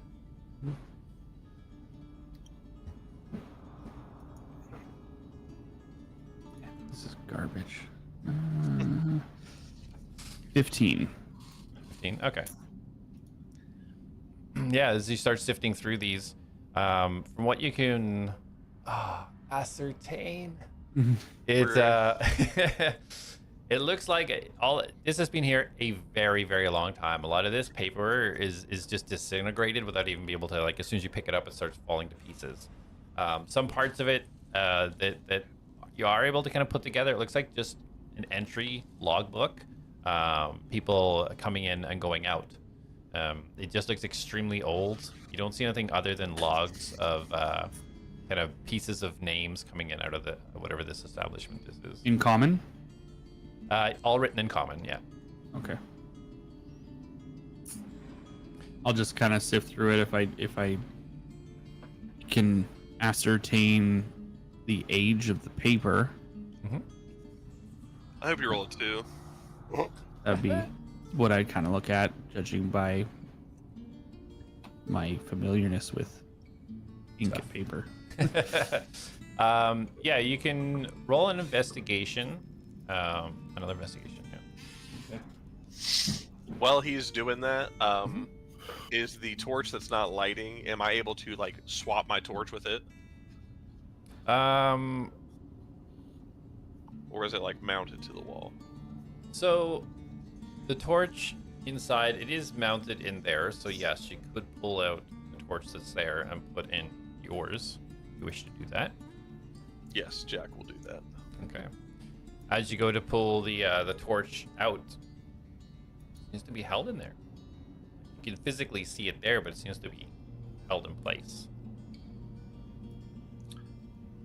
Can I investigate it to see if I understand how it works, or if it is even a torch thingy? Certainly you can. So roll investigation. Elion, what did you get? 9. 9. So if you had to guess, it's probably over a century old. Okay. Going through everything, you can't really make anything out beyond that. The only thing you can see is the very first entry, literally labeled day 1. and it says Armin Landrath. Do I recognize that name at all? You do not. Anyone heard of the name Armin Landrath before? It's the only thing I can make out from these papers. It's all Have I heard of it? must be about a century old. Sitting through the tales. So Mastos would be the only one possibly. So Mastos, go ahead and roll a history for me. I got a 4. No. Sure Dana. don't. Dana speaks up though. Well, yeah, that's a fella from that's in Haven. That the leader fella from the Cater of Invigar. Harvin?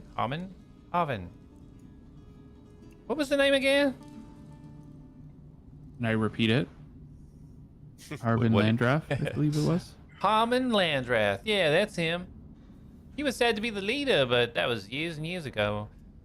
Don't know Yeah. if he's involved with it now. Yeah, Armin Landrath. Well, I mean, if this paper's like a century old, has he been around that long? Well, I just know the name. I don't really know much about him. Anything else in the book? It's just all pretty old and falling apart. I can't really make out any other names. This was an entry of day 1. It looks kind of like a log. But day 1, if this paper is as old as I think it is, that's day 1 was probably over 100 years ago. Okay. It's a long time for someone still to be alive, unless they're something else. I mean, elves and dwarves and gnomes all live for a very long time. Do they? Even I'm old. Yeah. And this guy too, although his situation's a little different. Well, I thought the Katurva, from what I knew, were more human-based, and is that not right? I mean, I don't know really anything about them. Unfortunately, I don't either. What I do know might not even be true. But from what I've heard about them, I don't think they're racist. Oh, well, that would be a first. They just seem to be against Centaurium. the power, the man. Right. Well, not the human. No. That Well, was a maybe, joke. I guess. Yeah. Sorry. Keep working on it. Yeah, give it like a day or two before you try again. Okay. He just Yeah. kind of drops the papers, lets them flutter to the ground, and kind of just moseys back to the entrance. Jack, Goes- you're investigating. Oh, sorry, go No, ahead. come back. Your papers, and I scrambled to pick them up, and Oh, I thought Mastos was at the entrance. I was No. right beside you. Okay, so I turn to Mastos and I go, the number 3 spoken 3 times. 333. Yeah, goblins would think it would summon an evil goblin called Grubglin. It's a small spectral goblin that would knot their hairs and hide knives and tickle them until they screamed in their sleep. Jack, your investigation Useful check. information. I need that. Jack rolled an 18 on his investigation check. Okay. So, Jack, you hear this mumbling from Elion towards Mastos as Mastos looks excited and is intently tilting his ear towards listening to it. Dana's checking out the table with the chairs, kind of looking around that. Yeah, as you investigate this thing, trying to figure out why the torch isn't coming out, you realize now that the torch itself isn't a real torch. It's a switch mechanism, and you can feel a little bit of give on the torch component. Jack turns to Elion. Well, you're the puzzle guy. What's your thoughts? And then he's going to turn it. Okay. Yeah, so you No, don't do that. So as he pulls it, you all hear this. You all hear this crunching noise as you hear stone on stone as the this part of the wall of stone just shakes and shudders as it moves up into the ceiling, unveiling a passageway to the north out of the room. Blackness beyond. Just want to do a Jack, once over of the room. Wow, you found something, Jak. Once Jak over, kinda okay. like- Yeah. Yeah, I found something, Dana. What's up? That's really neat. And I start walking towards the open door that just like opened up. So Darius, roll a perception as you kind of do a walk around the room.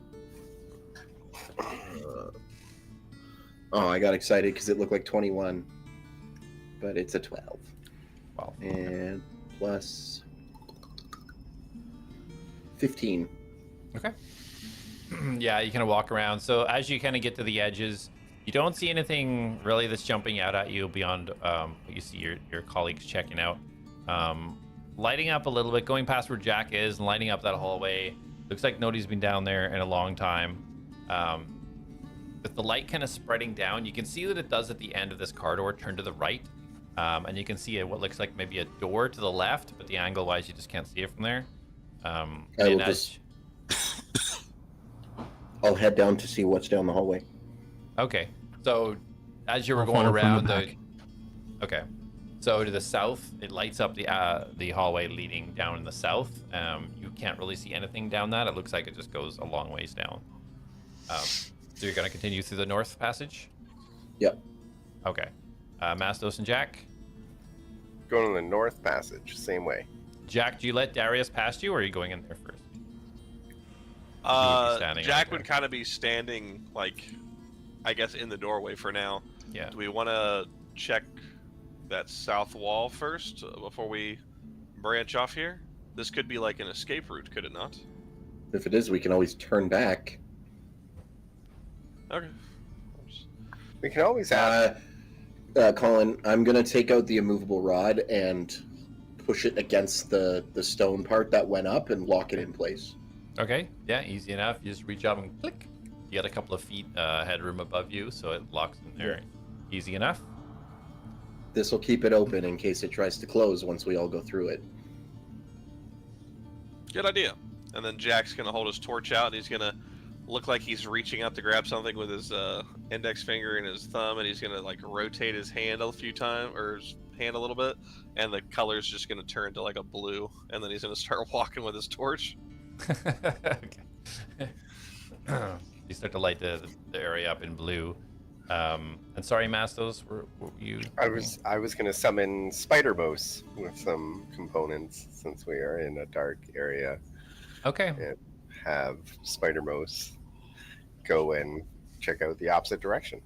Okay, so that you're gonna start using a 10-minute incantation. Yeah. I think? Yeah. Okay, so you're gonna start that. Yeah, no, I was gonna say, we can just use Spider Mouse's help. And then sit for 10 minutes? Yeah. Do your thing. But I would, when Jak does his little cheeky little turning the flame blue, Darius is just going to go and use prestidigitation to snuff the flame out. Oh, what a jerk. As soon as you see the blue flame, you kind of do the little smile and out it goes. Smoke just coming off the top of it. Dang it, I can't light fires with that ability. Darius is just going to look at him and smirk and go, and light the fire again. It comes up into its regular yellow flame again. Well, I just Mastos, what are you doing there? I have a friend who can help. Friend? We're all here. You see the light? Look, there's Darius. There's Elion. Jak's right there. I'm right here. All your friends are here. Well, you haven't met my friend. Most of Mastos. Yeah, Well- give him a minute, or actually 10. All right, so you're summoning a friend, are you? Mm-hmm. It's going to be some type of creature. Brace yourself. I think he said spider mouse earlier, so it's going to be a spider. Spider Mouse. All right. Well, I'll. Is this safe? Oh, he's super safe. The last spiders, they didn't really go well.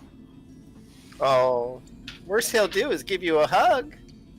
I don't like that either.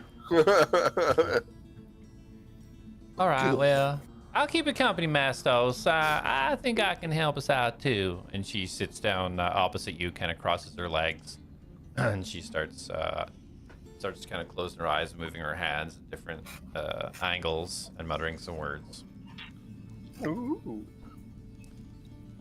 So Darius and Jak, Elion, you've watched now Darius and Jak back and forth,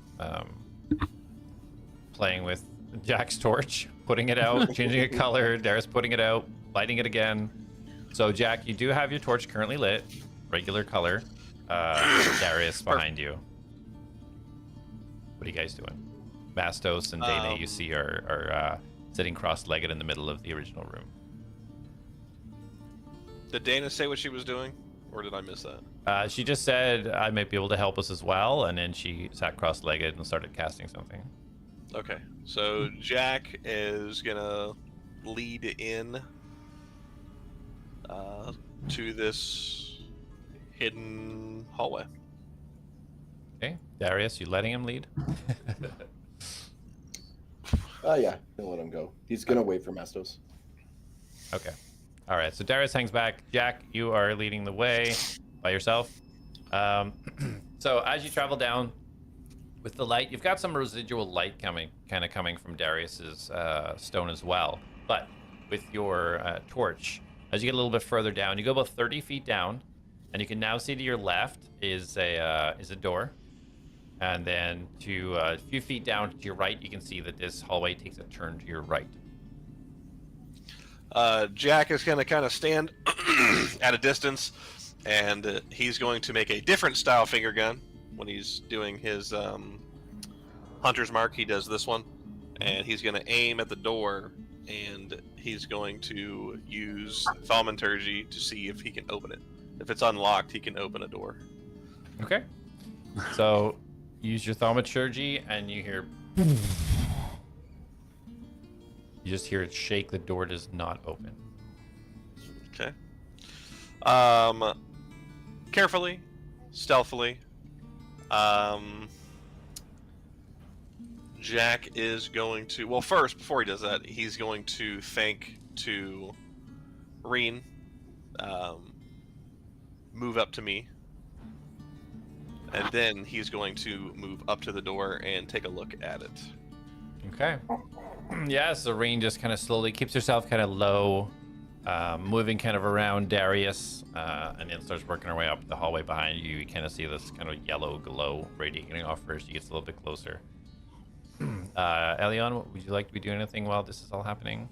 I'm more staying back in the main room right now, just observing, because I don't really know what the two sitting on the ground are doing. Okay. So yeah, Jak, you get up to the door. You can see that it looks like it's a double door, although not huge for a double door. And you can see there's one singular keyhole lock right in the center, and then two kind of like big hangers where you would kind of pull or push the door. Okay. How strong does this door look? Does it look stronger than me? Roll investigation. Peanut butter out all over my fingers when I bite it. I'd like put my camera on because I'm like peanut butter. Dirty 20. Another 17 on the die. Dirty 20. All right, so as you're you kind of like placed your hands on a little bit, trying to figure out what type of wood this is. Like, is this a dense wood? Is this a cheap wood that I can punch through? And it seems like an extremely heavy duty wood. Like when you kind of lightly knock it, you can hear this really low, dull thud, telling that it's extremely thick. And as you are kind of inspecting it, you do see like around the lock, it looks like there's some wires interconnected behind the original lock. you have a feeling that there may be a trap on it? Ew. So Jak is kind of look at Reen and just shake his head no, and then he's gonna continue up the hallway. Okay. So a couple of minutes have gone by. Darius or Elian want to do anything, just interject me. Otherwise, we'll continue with Jak. So Jak, as you continue down, leaving, kind of backing away from the door, Reen stays 5 to 10 feet behind you. As you kind of like take this right turn now down the hallway, you can see that this extends. It looks like at the end into another room, possibly. From the light of your torch now, with no sort of daylight gem to aid the light. But you can see about 20 feet down on the right-hand side, it looks like there's another door. Looks like a single doorway on this one. Doesn't look as heavy-duty or as secured as the previous one you were just at. All right, Jak will continue forward, and same thing. He's gonna point his finger at the door and see if he can open it. Okay. So you use thaumaturgy, and as the door kind of shakes and it does shift open, the dust kind of like falls down from around it. And you see little cracks almost appear in it as this thin wooden door slowly opens for you. The light kind of... Yeah, go ahead. Go ahead. I'll say after he sees it opening, he'll turn the brightness up on his torch a little bit, make it burn a little brighter, and then he'll go take a peek in. Yeah.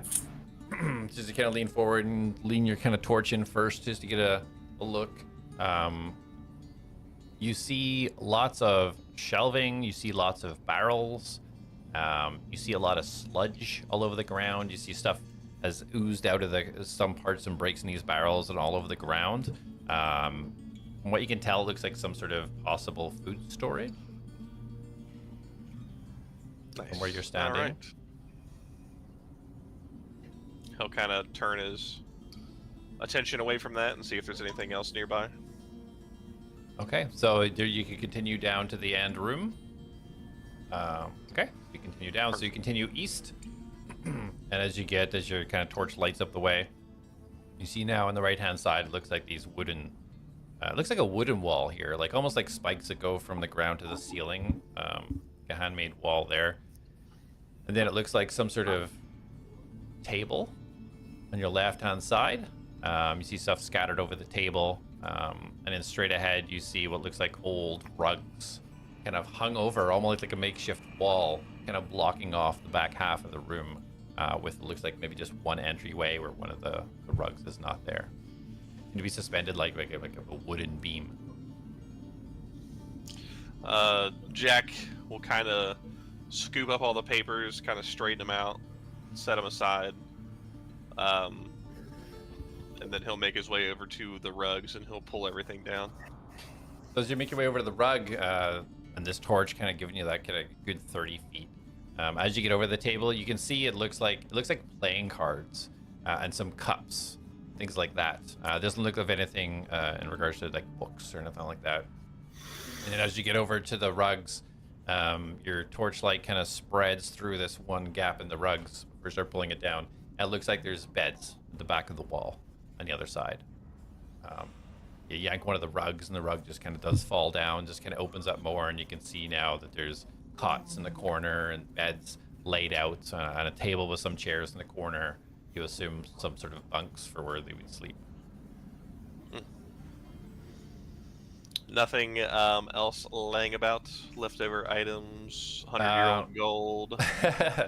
Well, with just your initial kind of look, as you turn around, just the initial outlay of the room, you can see a door leading out of the south. There's a south. And this wooden wall now that you've walked further in, you can see the other side of this wooden wall. And you see what looks to be a bathtub. You see steps up in this wooden squared section. And can't really see from how far you are, but it looks like there's some sort of liquid and something in the back of the bathtub kind of leaning out of it. A liquid leaning out of it? There's liquid in the bathtub and then something leaning out of the bathtub at the back of it. I will go check it out. Okay. So during this, does anybody want to do anything? Mastos, you You have almost completed your incantation. You got about a minute or two left. If Elion or Darius would want to do anything, just let me know. Do I know what Mastos is doing? Like, am I? And Roll an you said Dana was also sitting doing something? Yeah, so they're facing each other right now, and they're clearly casting some sort of ritualistic spell. If you want to roll an Arcana check, see if you can figure out what they're doing. Okay.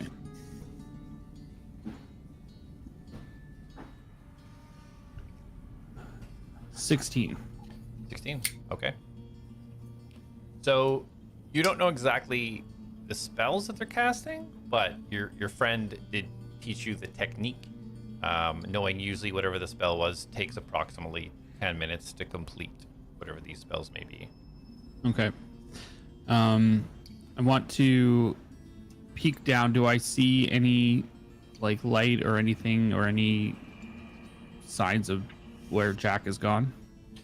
No, you can't see it from where you are right now. Darius has lit up the whole room with his little glowstone, but you can't see Jak anywhere. You just know he left by the north exit of the room, and you no longer see him.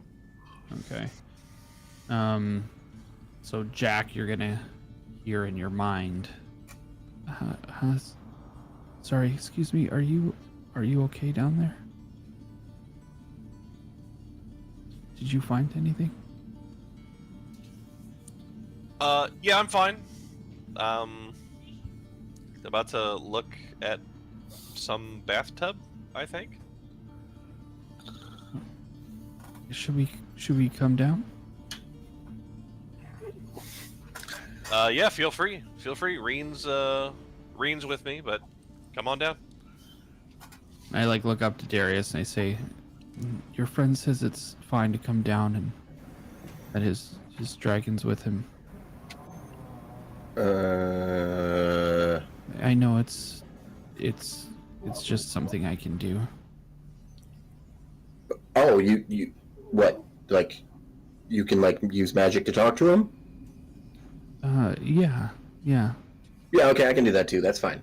Oh, okay. I just got worried that you might be insane. Oh well, the jury's still out, but not for that. What? And then you hear in your voice or in your head, this is something that you can do as well. Okay, so would this feel like message, or does it feel different? Feel like message. Yeah, I don't know, because I don't know you if don't know. magic or psychic would feel different. Roll a general intelligence check. It's not my worst stat.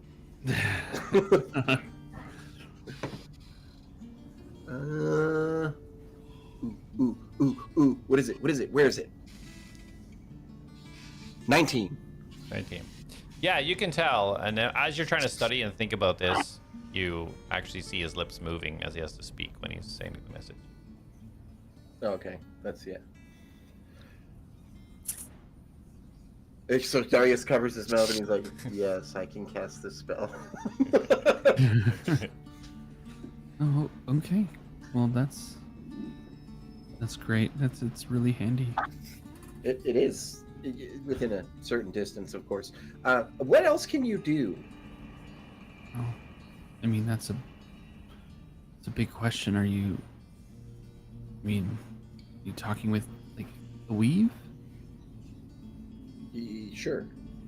Like I have our arcane gifts as well. Mine are more. You said people taught this stuff to you? Yeah, sort of, I guess. I mean, I've always had like, I don't know. When I was young, I kind of could do some things, and my family they weren't really into that. They didn't like it, so. But my friend, he teaches, and he like kind of hangs his head a bit. He's like, he would teach me things, and he was helping me to kind of tap into stuff. I don't know. I don't really know. It's Well, okay, so first, before I ask any other questions, why is this all past tense? We should go see your friend. I think he needs us down there. And he just kind of like saunters down into the. Darius puts his hand on his chest and pushes him back.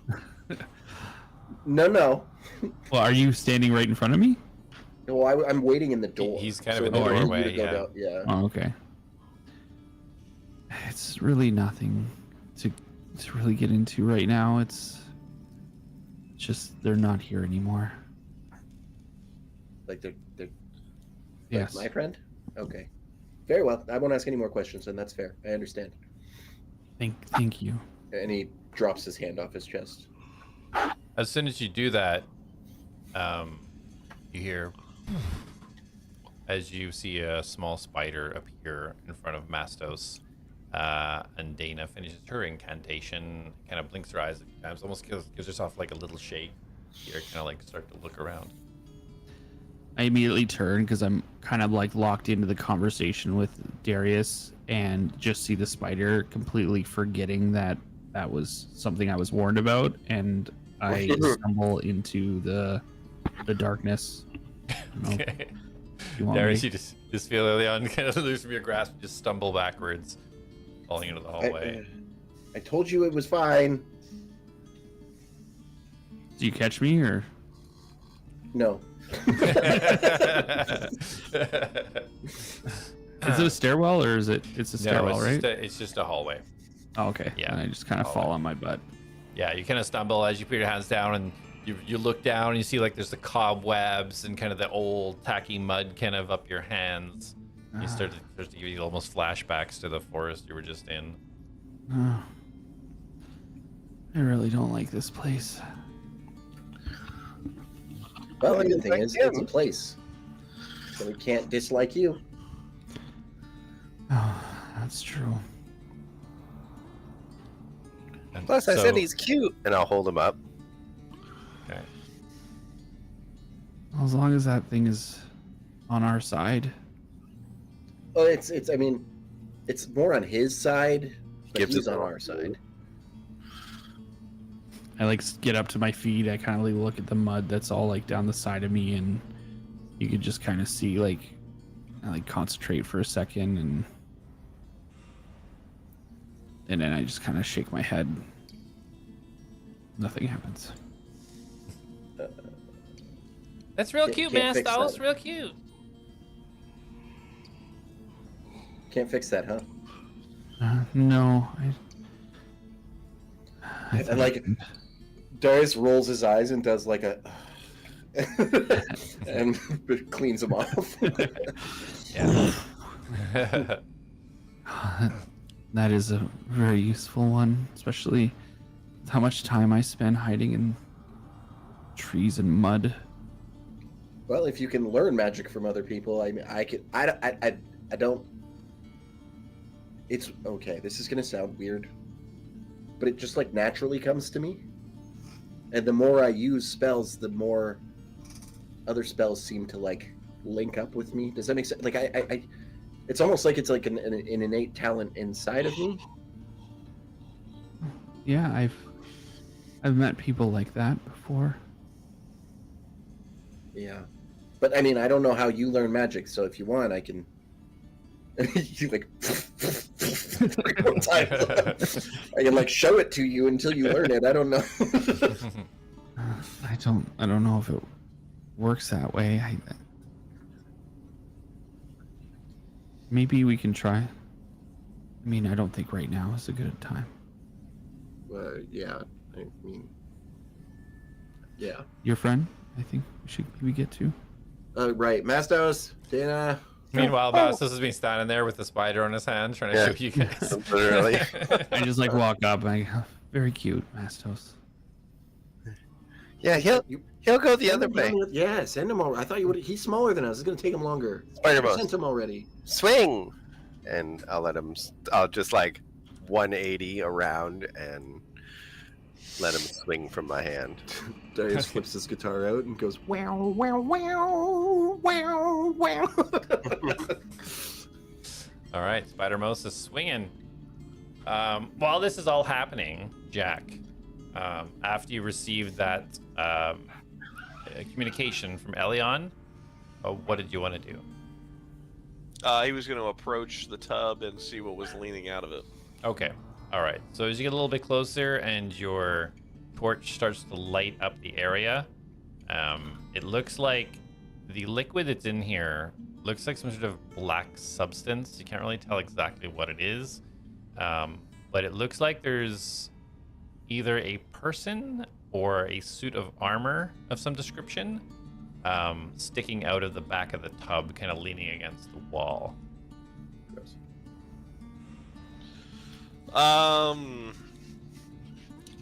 Can I look a little deeper to see if I can identify if it's a person or armor? Would you like to get a little bit in there with your hands and investigate, or do you want to stand back and kind of like try to perceive something? Preferably stand back and perceive. Okay, and then a perception. Okay.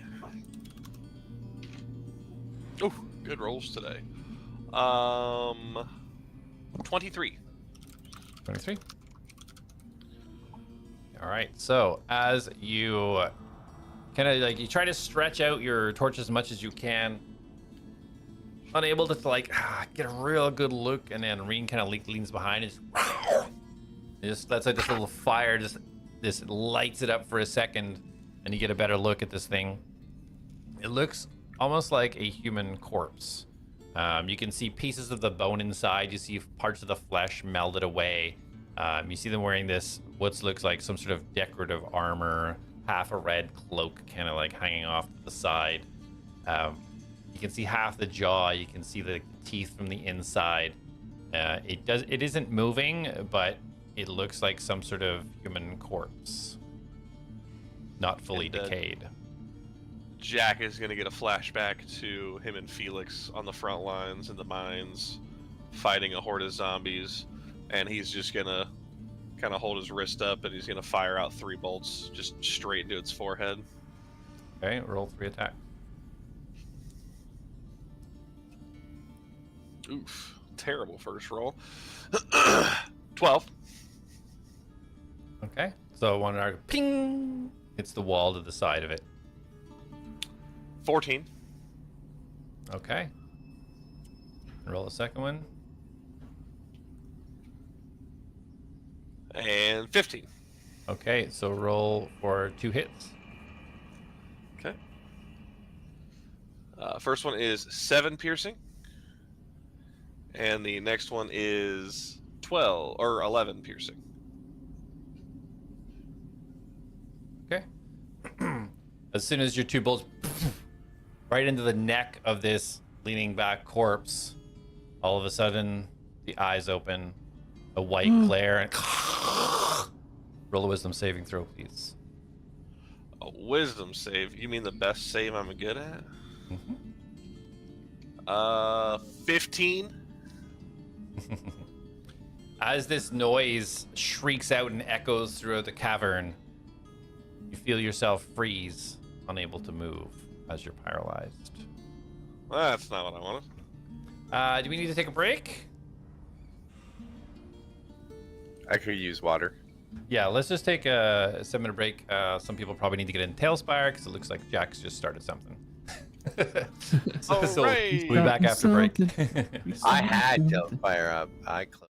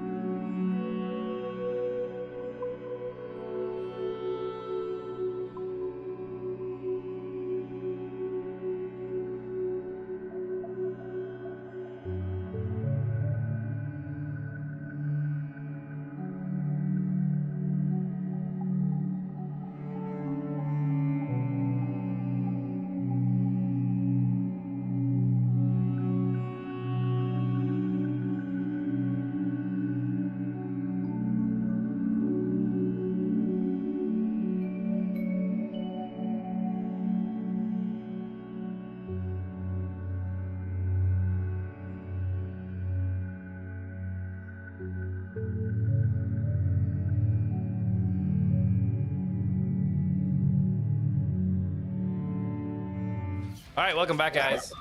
I should be before Mastos. You should be before Mastos? Yeah, you were 10. Did I not put you before Mastos? No, I didn't. Okay. I mean, unless it goes the other way. But No, we're good. Let's go the other yeah. way. So look what, as we left off, Jak had decided to shoot this human suit of destroyed armor inside a strange bathtub, and it had come to life and froze him in place, currently paralyzed. Back in the other room, the rest of the group are making their way towards Jak. Dana, not nearly knowing anything that's happening, she's going to go ahead and just move and follow the group. She's going to move her just 30 feet. She's not rushing or anything right now. Elion, what do you wish to do with your turn? I'm going to run. No, I don't, because I don't know what's going on right now. No, not yet. Right? Yeah. I'm just kind of. I heard a loud noise, right?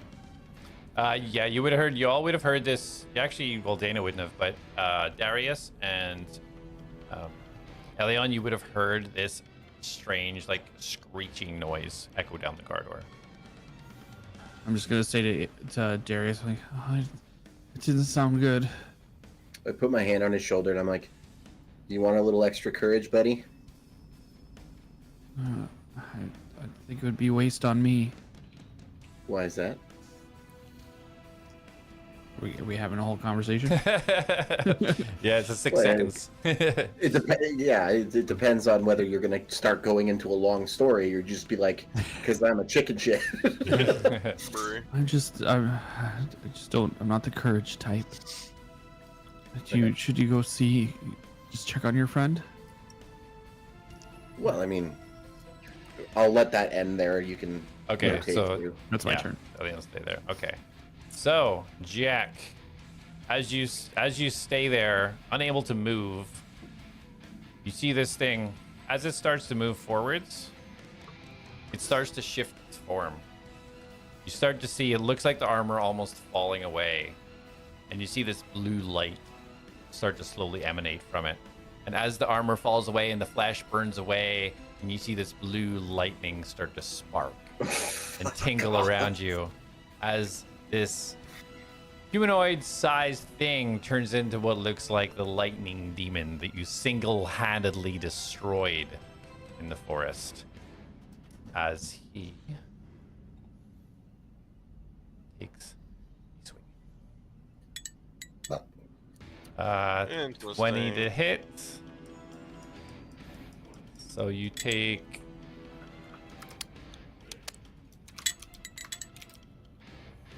take 29 damage, 15 of that being bludgeon, 14 necrotic, as this what looks like lightning demon slams its fist into your chest, and you just feel the pulse of this necrotic damage spread throughout your body. As you're unable to move, you want to yell, you want to scream with the pain, but you can't, and you're just frozen in place as it surges through your body as he pulls back his other fist and slams that one towards you. And 26 to hit. This was a bathtub? The bathtub's This beating was me the up. thing in the bathtub. Do we just find a mimic? So 12 bludgeoning damage and 11 necrotic. So 23 damage total. As the other fist just goes, you feel it almost like go right through your chest as the second punch hits you, as it pulls it back and just stares with these blue sparks just flying from its eyes as it just stares into your soul. Nice. Jak looks great. He's doing terrible. Let's do a PG. You feel yourself with that second hit and that surge of necrotic energy surge through you. And you feel this pulse come from the sparrow emblem on your chest surge through and release your muscles, and you have your mobility back again. What do you do? Let me look at this layout. So do I recognize this as the one I thought I killed? No, as far as you know, it just looks like it. Oh. Nice.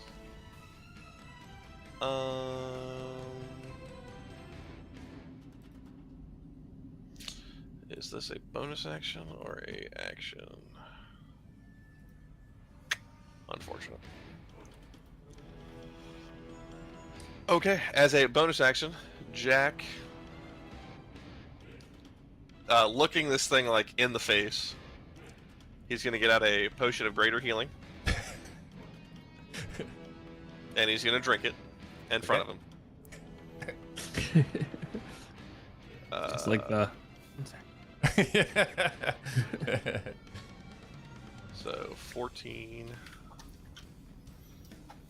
healing. Okay, and then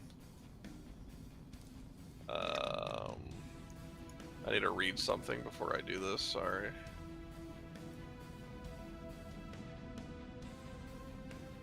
Darius, you're on deck. I'm medium. Jak's gonna look at this thing, and he's going to kind of call Reen up to him, and he's gonna hold his cape out, and he's gonna say, "Be back in a second," and then he's gonna disappear with Reen, Okay. and he is going to teleport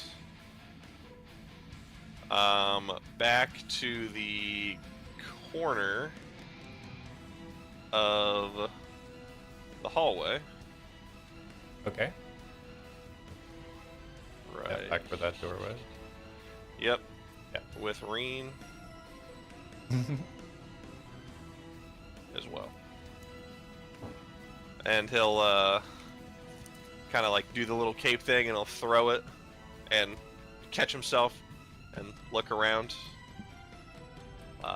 And I'm assuming he sees people in front of him. Okay, yeah, perfect. Yeah, as soon as you react, you land down with the blood just gushing out of your wounds.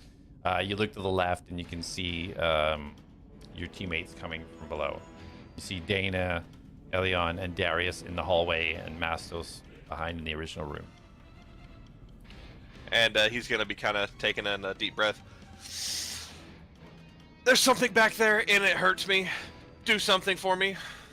And he kind of like points at himself as he's like bleeding, and like maybe black veins are kind of like on his face. Yeah. in rough shape, and then that'll be it for Jak. Yeah, at the end of the hallway where it's dark and it's now lit up, Reen appears with this fiery essence. And as Jak looks and says these words to you guys, you can just see these black veins just stretching all over his forehead and all down his neck. Darius, you're up. I'm going to kneel down. Wait, how tall is Elion? Probably about like 6 foot, 5'11". Okay, I don't have to kneel then. Darius is going to grab his shoulders, and he's going to look him in the eye, and he's like, "Look, buddy, I need you to be really brave right now. Don't be stupid. Stay behind us, but do not run away. I need you to be brave until we're out of this dungeon, okay?" And I'm going to cast Suggestion. Okay. Roll a wisdom saving throw, or is it charisma saving? Yeah. That was. It's wisdom. Yeah.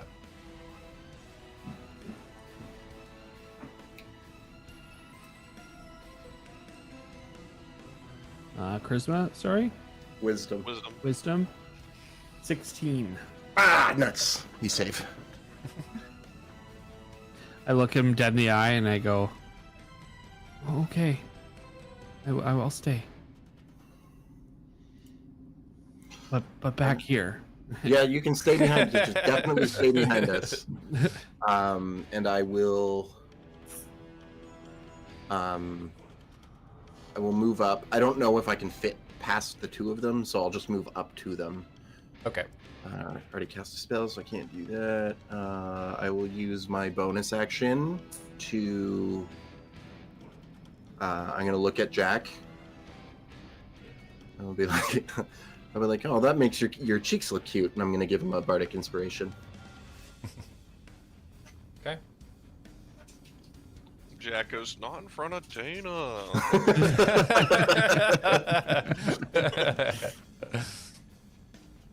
All right. Awesome. Anything else for you, Darius? No, that'll be it. Okay. Perfect. Okay, Mastos, you're up. You would have been actually. You might be muted. You might have been at the entranceway actually, because you're I doing am, your yeah. spider. I was about to say. Yeah. So there. So, did I hear Jak say what he said about something hurting him? Yeah, that would have traveled down there. Yeah, you're good. Oh! Oh! And I rush forward. Oh. With 45 good berries.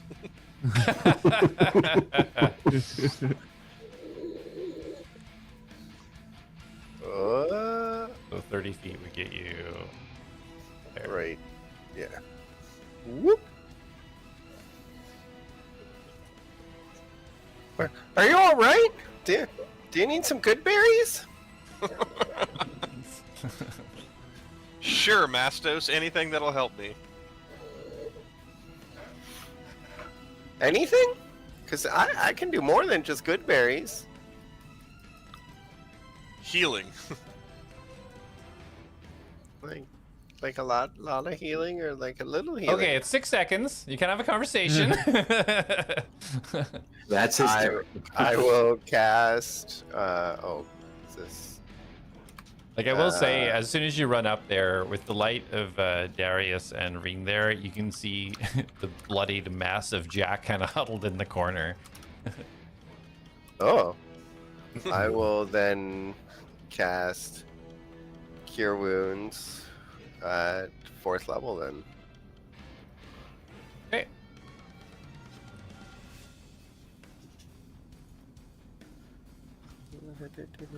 Wait, you said what? You said Cure Wounds? Oh, that's touch. You know Yeah. what?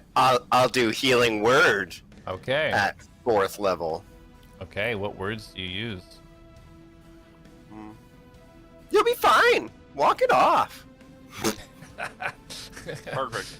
As these words enter your ears, you feel this kind of warm buzz kind of just radiate from your skull down to your tippy toes. And you recover... 48 plus 4. Oh, I thought you said 48. I was like, what? That's a crazy healing word. Yeah, I'm like, what the fuck did you just cast? I am now the healer. The most healing is. words. So He said 4d8. Yes, 4d8 plus 4. Are you gonna? You roll that though. Yeah, Oh. you roll it. Yeah. It's your spell. Okay.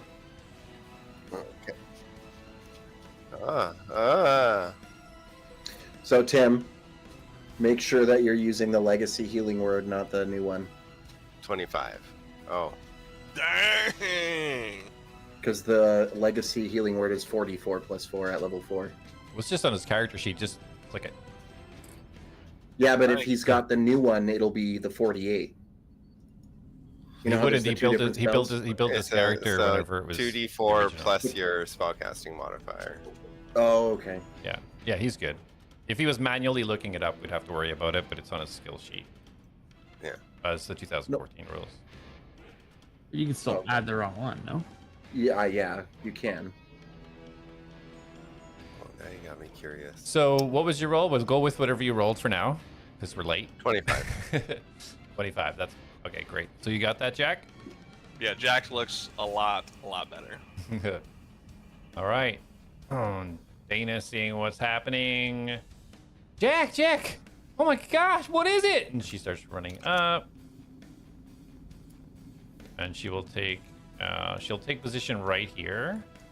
She's gonna hold an action to attack if anything starts coming down the hallway. Perfect. Elion, you're up. That's my girl right there. Just kind of like, I kind of back up. Oh no. Is he okay? And I'm gonna. Can I see him from here? Does he still look messed up? He still looks hurt. Yeah, you can see some of the wounds in his face start to heal a little bit, and the black veins start to retract a little bit. But there is still some damage on him. Okay. Like, hold on. And I kind of like point my staff towards him. And I like, you can see I'm concentrating pretty hard. And I will cast. What will I cast? I will cast Cure Wounds at level 2. I should have only healed 10. Jay was right.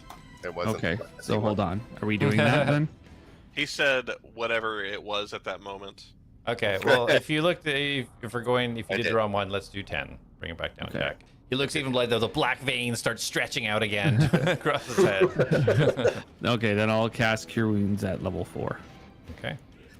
Brr.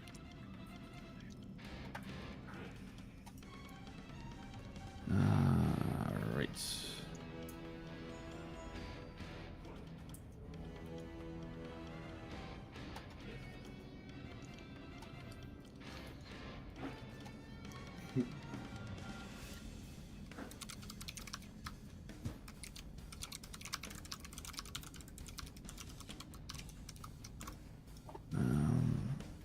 No fancy ads with this one. No life cleric business. Well, no. It's just my spellcasting modifier. Yeah. Which I still am not familiar with. That'll be 16 points of healing. I'll take it. Okay. You see this little kind of green, almost like green orb just quickly pass through you all as it hits Jack, and just feel the warmth radiate from your chest outwards. Some of the wounds heal up. I think it worked. You feel better? Jack still kind of wincing aside. We should get out of here. I'm gonna start It's- moving just back to where did I come from? This room here. Why is this? Yeah. Just to the edge of the hall. Ooh, that's Okay. too far. Yeah. And I'm just gonna kind of hide around the corner, but I want to keep eyes on everyone. Okay. All right. Anything it. else for your bonus action? No. Okay. No, I think that's. No, that's it. All right. Perfect. All right. Let's see. Okay. So you guys don't see anything happen.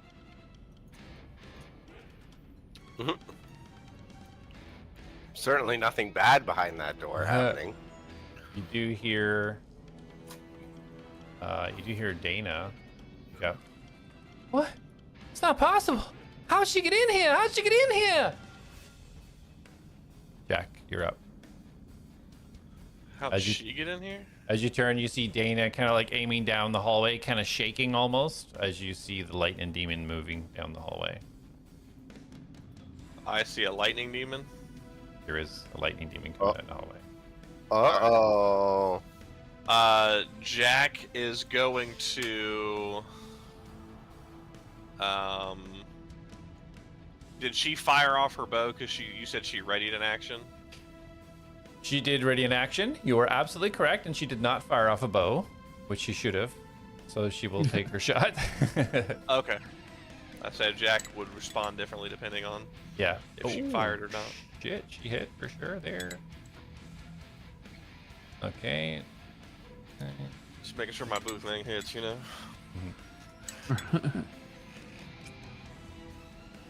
Three. Okay.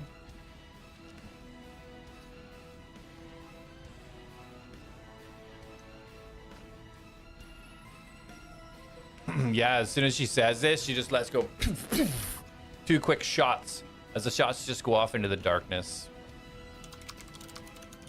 You see the arrows pass through the lightning demon that's walking down the hallway. What do you do? Jack is going to, if allowed,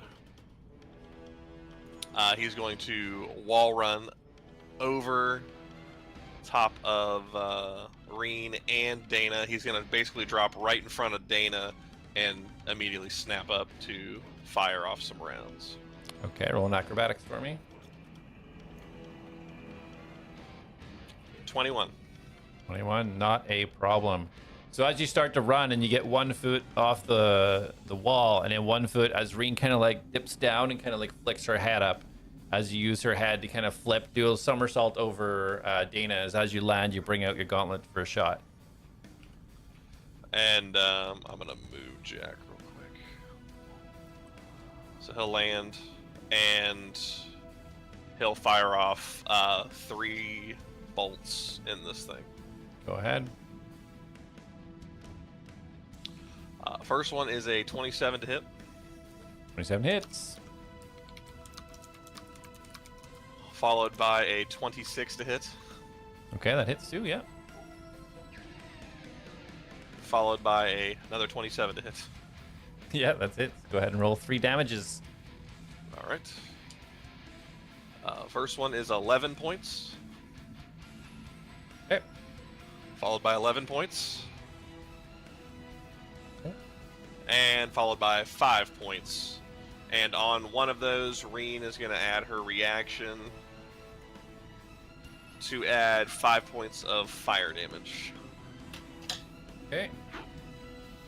I have been sent to the place between boards. Have you? Yes. I didn't send you there. So you've been sent to the space between boards. Let me see if I can summon you back. Oh. You Oh. good? You back? It says waiting for the adventure to begin.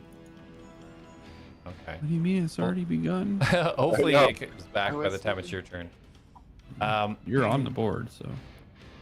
So yeah, you let loose these 3 bolts as you do the last one, coming in with green just over your shoulder, enhancing that as the fire just right through this lightning demon. The arrows going through. Looks like they're just going through the lightning demon, but it winces every time it takes these pummels. Looks like whatever you're doing is hurting it. As your bolts go through it, it locks eyes with you yet again. Roll a wisdom saving throw. This man hates me. 12 on the die, and you said wisdom, so 15 again. Okay. Yeah, as soon as you let go of that last bolt and it lets out this scream, you just feel yourself lock up in that crouch position with your arms still extended. Darius, you're up. Perfect. Okay, I am going to ask Jak and Dana who they're shooting at right now. Villian, she's here, she's here.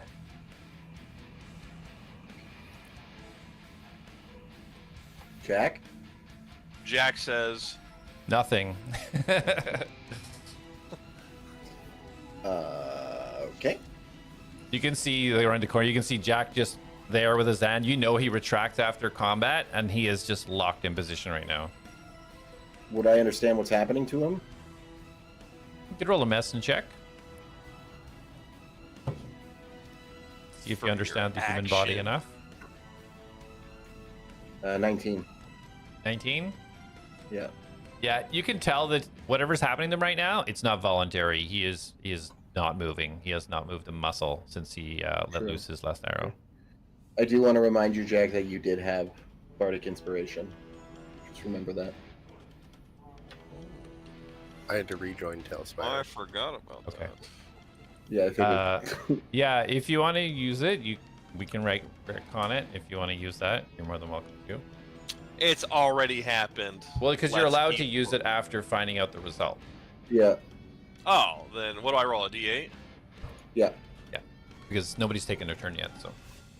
Okay. Yeah, I just So I asked rolled a something. 15, so now it's a 21 because I rolled a 6. Okay, perfect. The screech comes out, and you just kind of like, you just wince for a second. You just shake it off, and the lightning demon just stands for you. Boom. Ain't scared of nothing. And do you answer my question then? Yeah, Jak says, I see a lightning demon. Kind of hesitant now. Shit. Okay.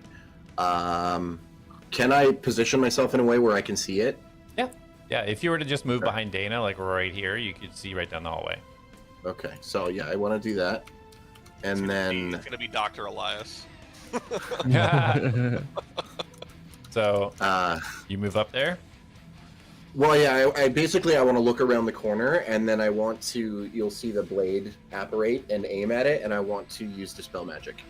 All right. So as you go around the corner, and you look for the lightning demon, And your gem that's kind of like in your hand right now starts lighting up the hallway, and as the kind of like the shadow starts to unveil, you see this black cloak and this black hood and this dark skin, these white eyes looking at you as you see Magnus standing down the hallway. Dang. I don't know what this is. I'm lost. Okay, that changes a lot. Daddy! I want uppies. Papa? Papa? Okay, so like, does this do anything in my brain? Like, because I heard them both say it was something different, do I know this is not him? When you roll a general intelligence check. 13. Of average. I mean, you know that it's now been identified as two different things. So you know it's a possibility, Yeah, okay. but there's no way for you to know for sure. Okay. I am going to do the Dispel Magic first. So, Okay. I will pop that Can dispel magic on. on him. Exactly So, like, what? if he's got some type of, like, disguise or something, the hope is that it'll show its true form. Okay. And so you cast dispel magic on it, and as you do, you almost see like a wave go down the body of this thing. And as it starts to unveil, and you start to see this crooked face of skin peeled back, flesh and bones underneath, broken armor and plates, red cloak.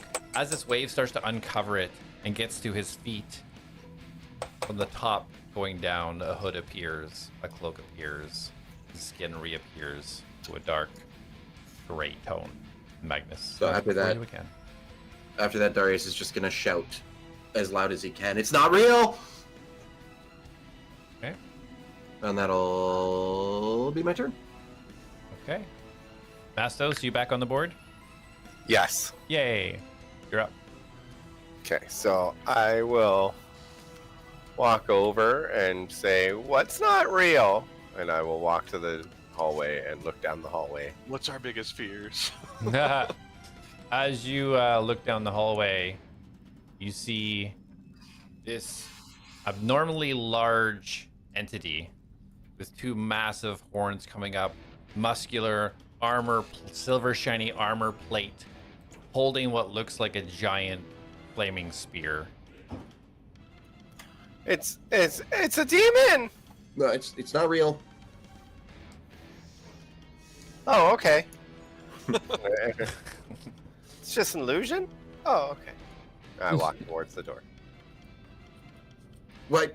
We Okay. still need to kill it. Oh. Well, I walk back. You know what? No, I'm staying out of line, out of a well-coordinated line. And then, Alright. yeah, that's my turn. So no action or bonus action? I'm going to hold my action for a wild shape. Okay, so you're going to activate your wild shape if what conditions happen? I don't know. No, I'm going to actually hold my action for casting a healing spell. Okay, Okay. But what's your trigger? so you're going to cast Healing Word if somebody gets hurt? Yes. Okay, that works As for it me. gets blasted by a line of something. All right, so Dana is up. She is kind of blocked in a little bit. Well, Darius actually only peeked around the corner. He didn't fully move. You could see. So Dana kind of like stumbling back a little bit. She backs up from Jak a little bit. But then puts her foot in the ground and she whispers something. And you see the thread of her bow glow slightly. And then she's like, "Not again! You're not doing this again!" And she lets go 2 arrows. That hits. That hits. Go, Dana, go.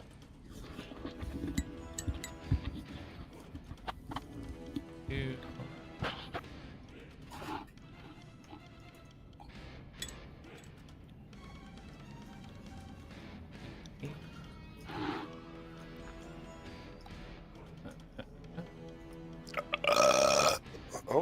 Excuse Thank me. you. Yikes.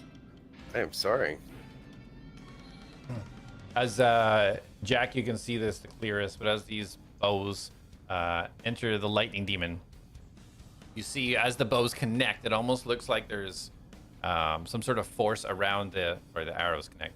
Some sort of force around the arrows that almost separates the energy from the entity as they pass through. You see it wince both times as those arrows go through, but still stares straight forwards. Elion, you're up. I just kind of shout down there. Whoa! If it's bad, let's just leave. It's not bad yet. I reply back on my turn. I'm gonna do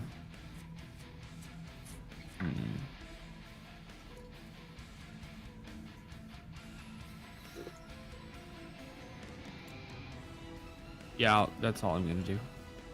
Okay. All right, Darius and Jak, you see the entity slowly move up, stopping Jak right in front of you as this lightning demon lifts up both these electrically charged fists as he slams them both towards the sides of your head. It's a bit violent. 11. Hashtag this is where Jack dies. 11 Nope. Miss. and 23. I'm gonna cutting words that. Okay. I'm just gonna call him a little bitch. That is what you rolled a 23? Yeah. 17. Like you go down to 17. Does I rolled a 17 6. hit? Not me. A 17 does hit. Does it? Okay. So 8 bludgeon and 12 necrotic. So 20 total. Okay. As these, you feel this energy just pulse through your brain as you try to shake it away.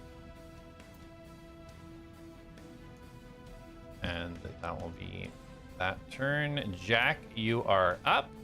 Do I get to heal him with my... Absolutely. That would trigger Yes. your action for healing word. Yes. Heal the words. Yes. I will use third level spell slot to heal him this time. And that is D4, right? Yes. Oh, 3. 5. Ooh, 4. So 9 plus 4, 13. Okay, there you go. Plus.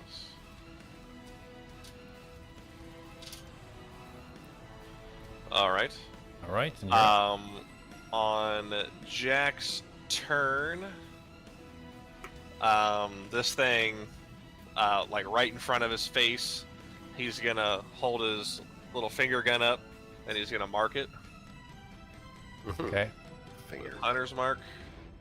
And then he's just gonna open his wrist back up, and he's gonna fire right into this thing's face, and he's gonna fire off 2 rounds.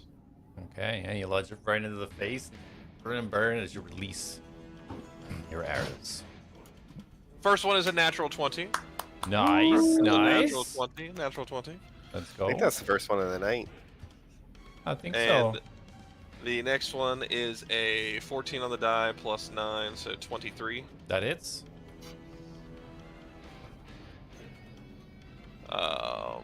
So first bolt is going to deal, so 11 plus 8 is 19 points of damage, plus 5, so 24. Yeah.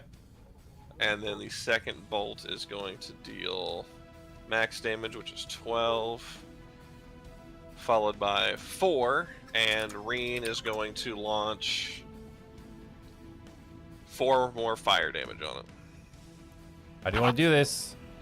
Oh. Yeah, Jak just got hit. He's kind of dazed a little bit, and so his hand's a little wobbly as he's taking aim. And while he's still taking aim, he's going to fire off that first bolt, may have been prematurely, but it just happened to smack this thing right in the noggin. And then the second one kind of went back through its throat, and as soon as the second bolt hits, you just see it ignite from Reen's fire, and its just head explodes. Yeah, so as soon as that last bolt goes in and the fire comes in, you see the lightning that was sparking in front of you just disintegrate as it reforms back into the strange sort of armor with a corpse inside as it just crumples the ground on a pile. As And, is now deceased.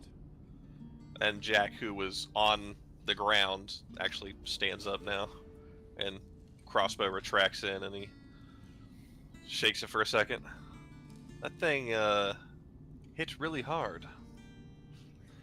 I don't understand. It was Villian a moment ago. What magic is this? Is it dead? It's dead, buddy. I think it was a type of illusion. It must have had some type of psychic connection or something. Jak will reach down and grab the whole figure, armor, and body, and just kind of drag it back down to the other side of the room where he found it, and just toss it. Okay. You start dragging this thing down, and you guys just hear the clunking and cracking of bones and the metal scraping against the rocks as he pulls it down towards the other room, into the darkness, as your torch is remaining back at the tub. What are you guys doing as you see Jak pulling this down the hallway? Okay. The door behind me is behind me right now, right? Yes. So I will check the door. Check to see if it's locked. You pull it. Yeah.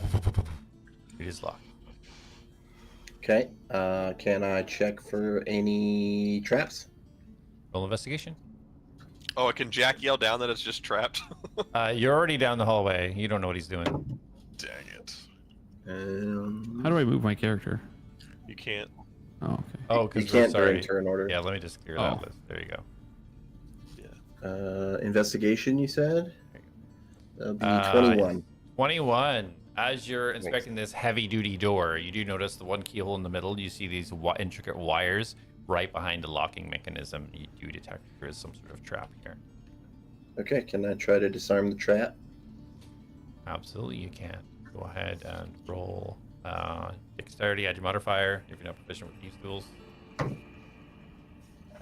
Oh yeah, oh yeah, oh yeah. I am proficient, but it gives me that anyways, I think. So that is a 19.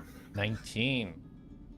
So yeah, you move in just ever so gently and find the source of this, and just ever so gently just unhook it from this little metal bauble that was right in the corner, and you believe you've successfully disarmed the trap. And now I will pick the lock. Okay, go ahead and roll the pick. Pick it a lock. Do you think we should be staying? That thing really hurt Jak. It's the same check, right? Yeah, Dana's running down the hallway after Jak as well. Jak! Well, Darius, I rolled a 22. Well, he's in there, like, he kind of just turns and shouts down the hall. It's dead now, we're fine. I have moved up. Okay, perfect. Yeah, so you managed to get the lock done. As you do, instantly the doors open up. You can immediately see some sort of research room. You see a fire that is currently lit. It's got a mantle place. You see some strange cauldron in the corner. You see bookshelves. You see what looks like some sort of notes and papers. You see a skeleton laid out on a table. We're gonna end it there. You can I knew it! investigate next week. Are you sure? Are you sure? Oh, thank God. Can we leave now? It's bedtime. All right, guys. Thank you everybody for watching. We appreciate it. Welcome back, Corey. Welcome back. Or Elion. Welcome back. Say. Thanks. Elion. Good to Next have you. week- Good to have you. Next Tuesday, 8 p.m. EST. Come on back. See what's in this room. And thanks, guys, for watching. We'll see you then. Goodbye. Bye. Good night. Good night.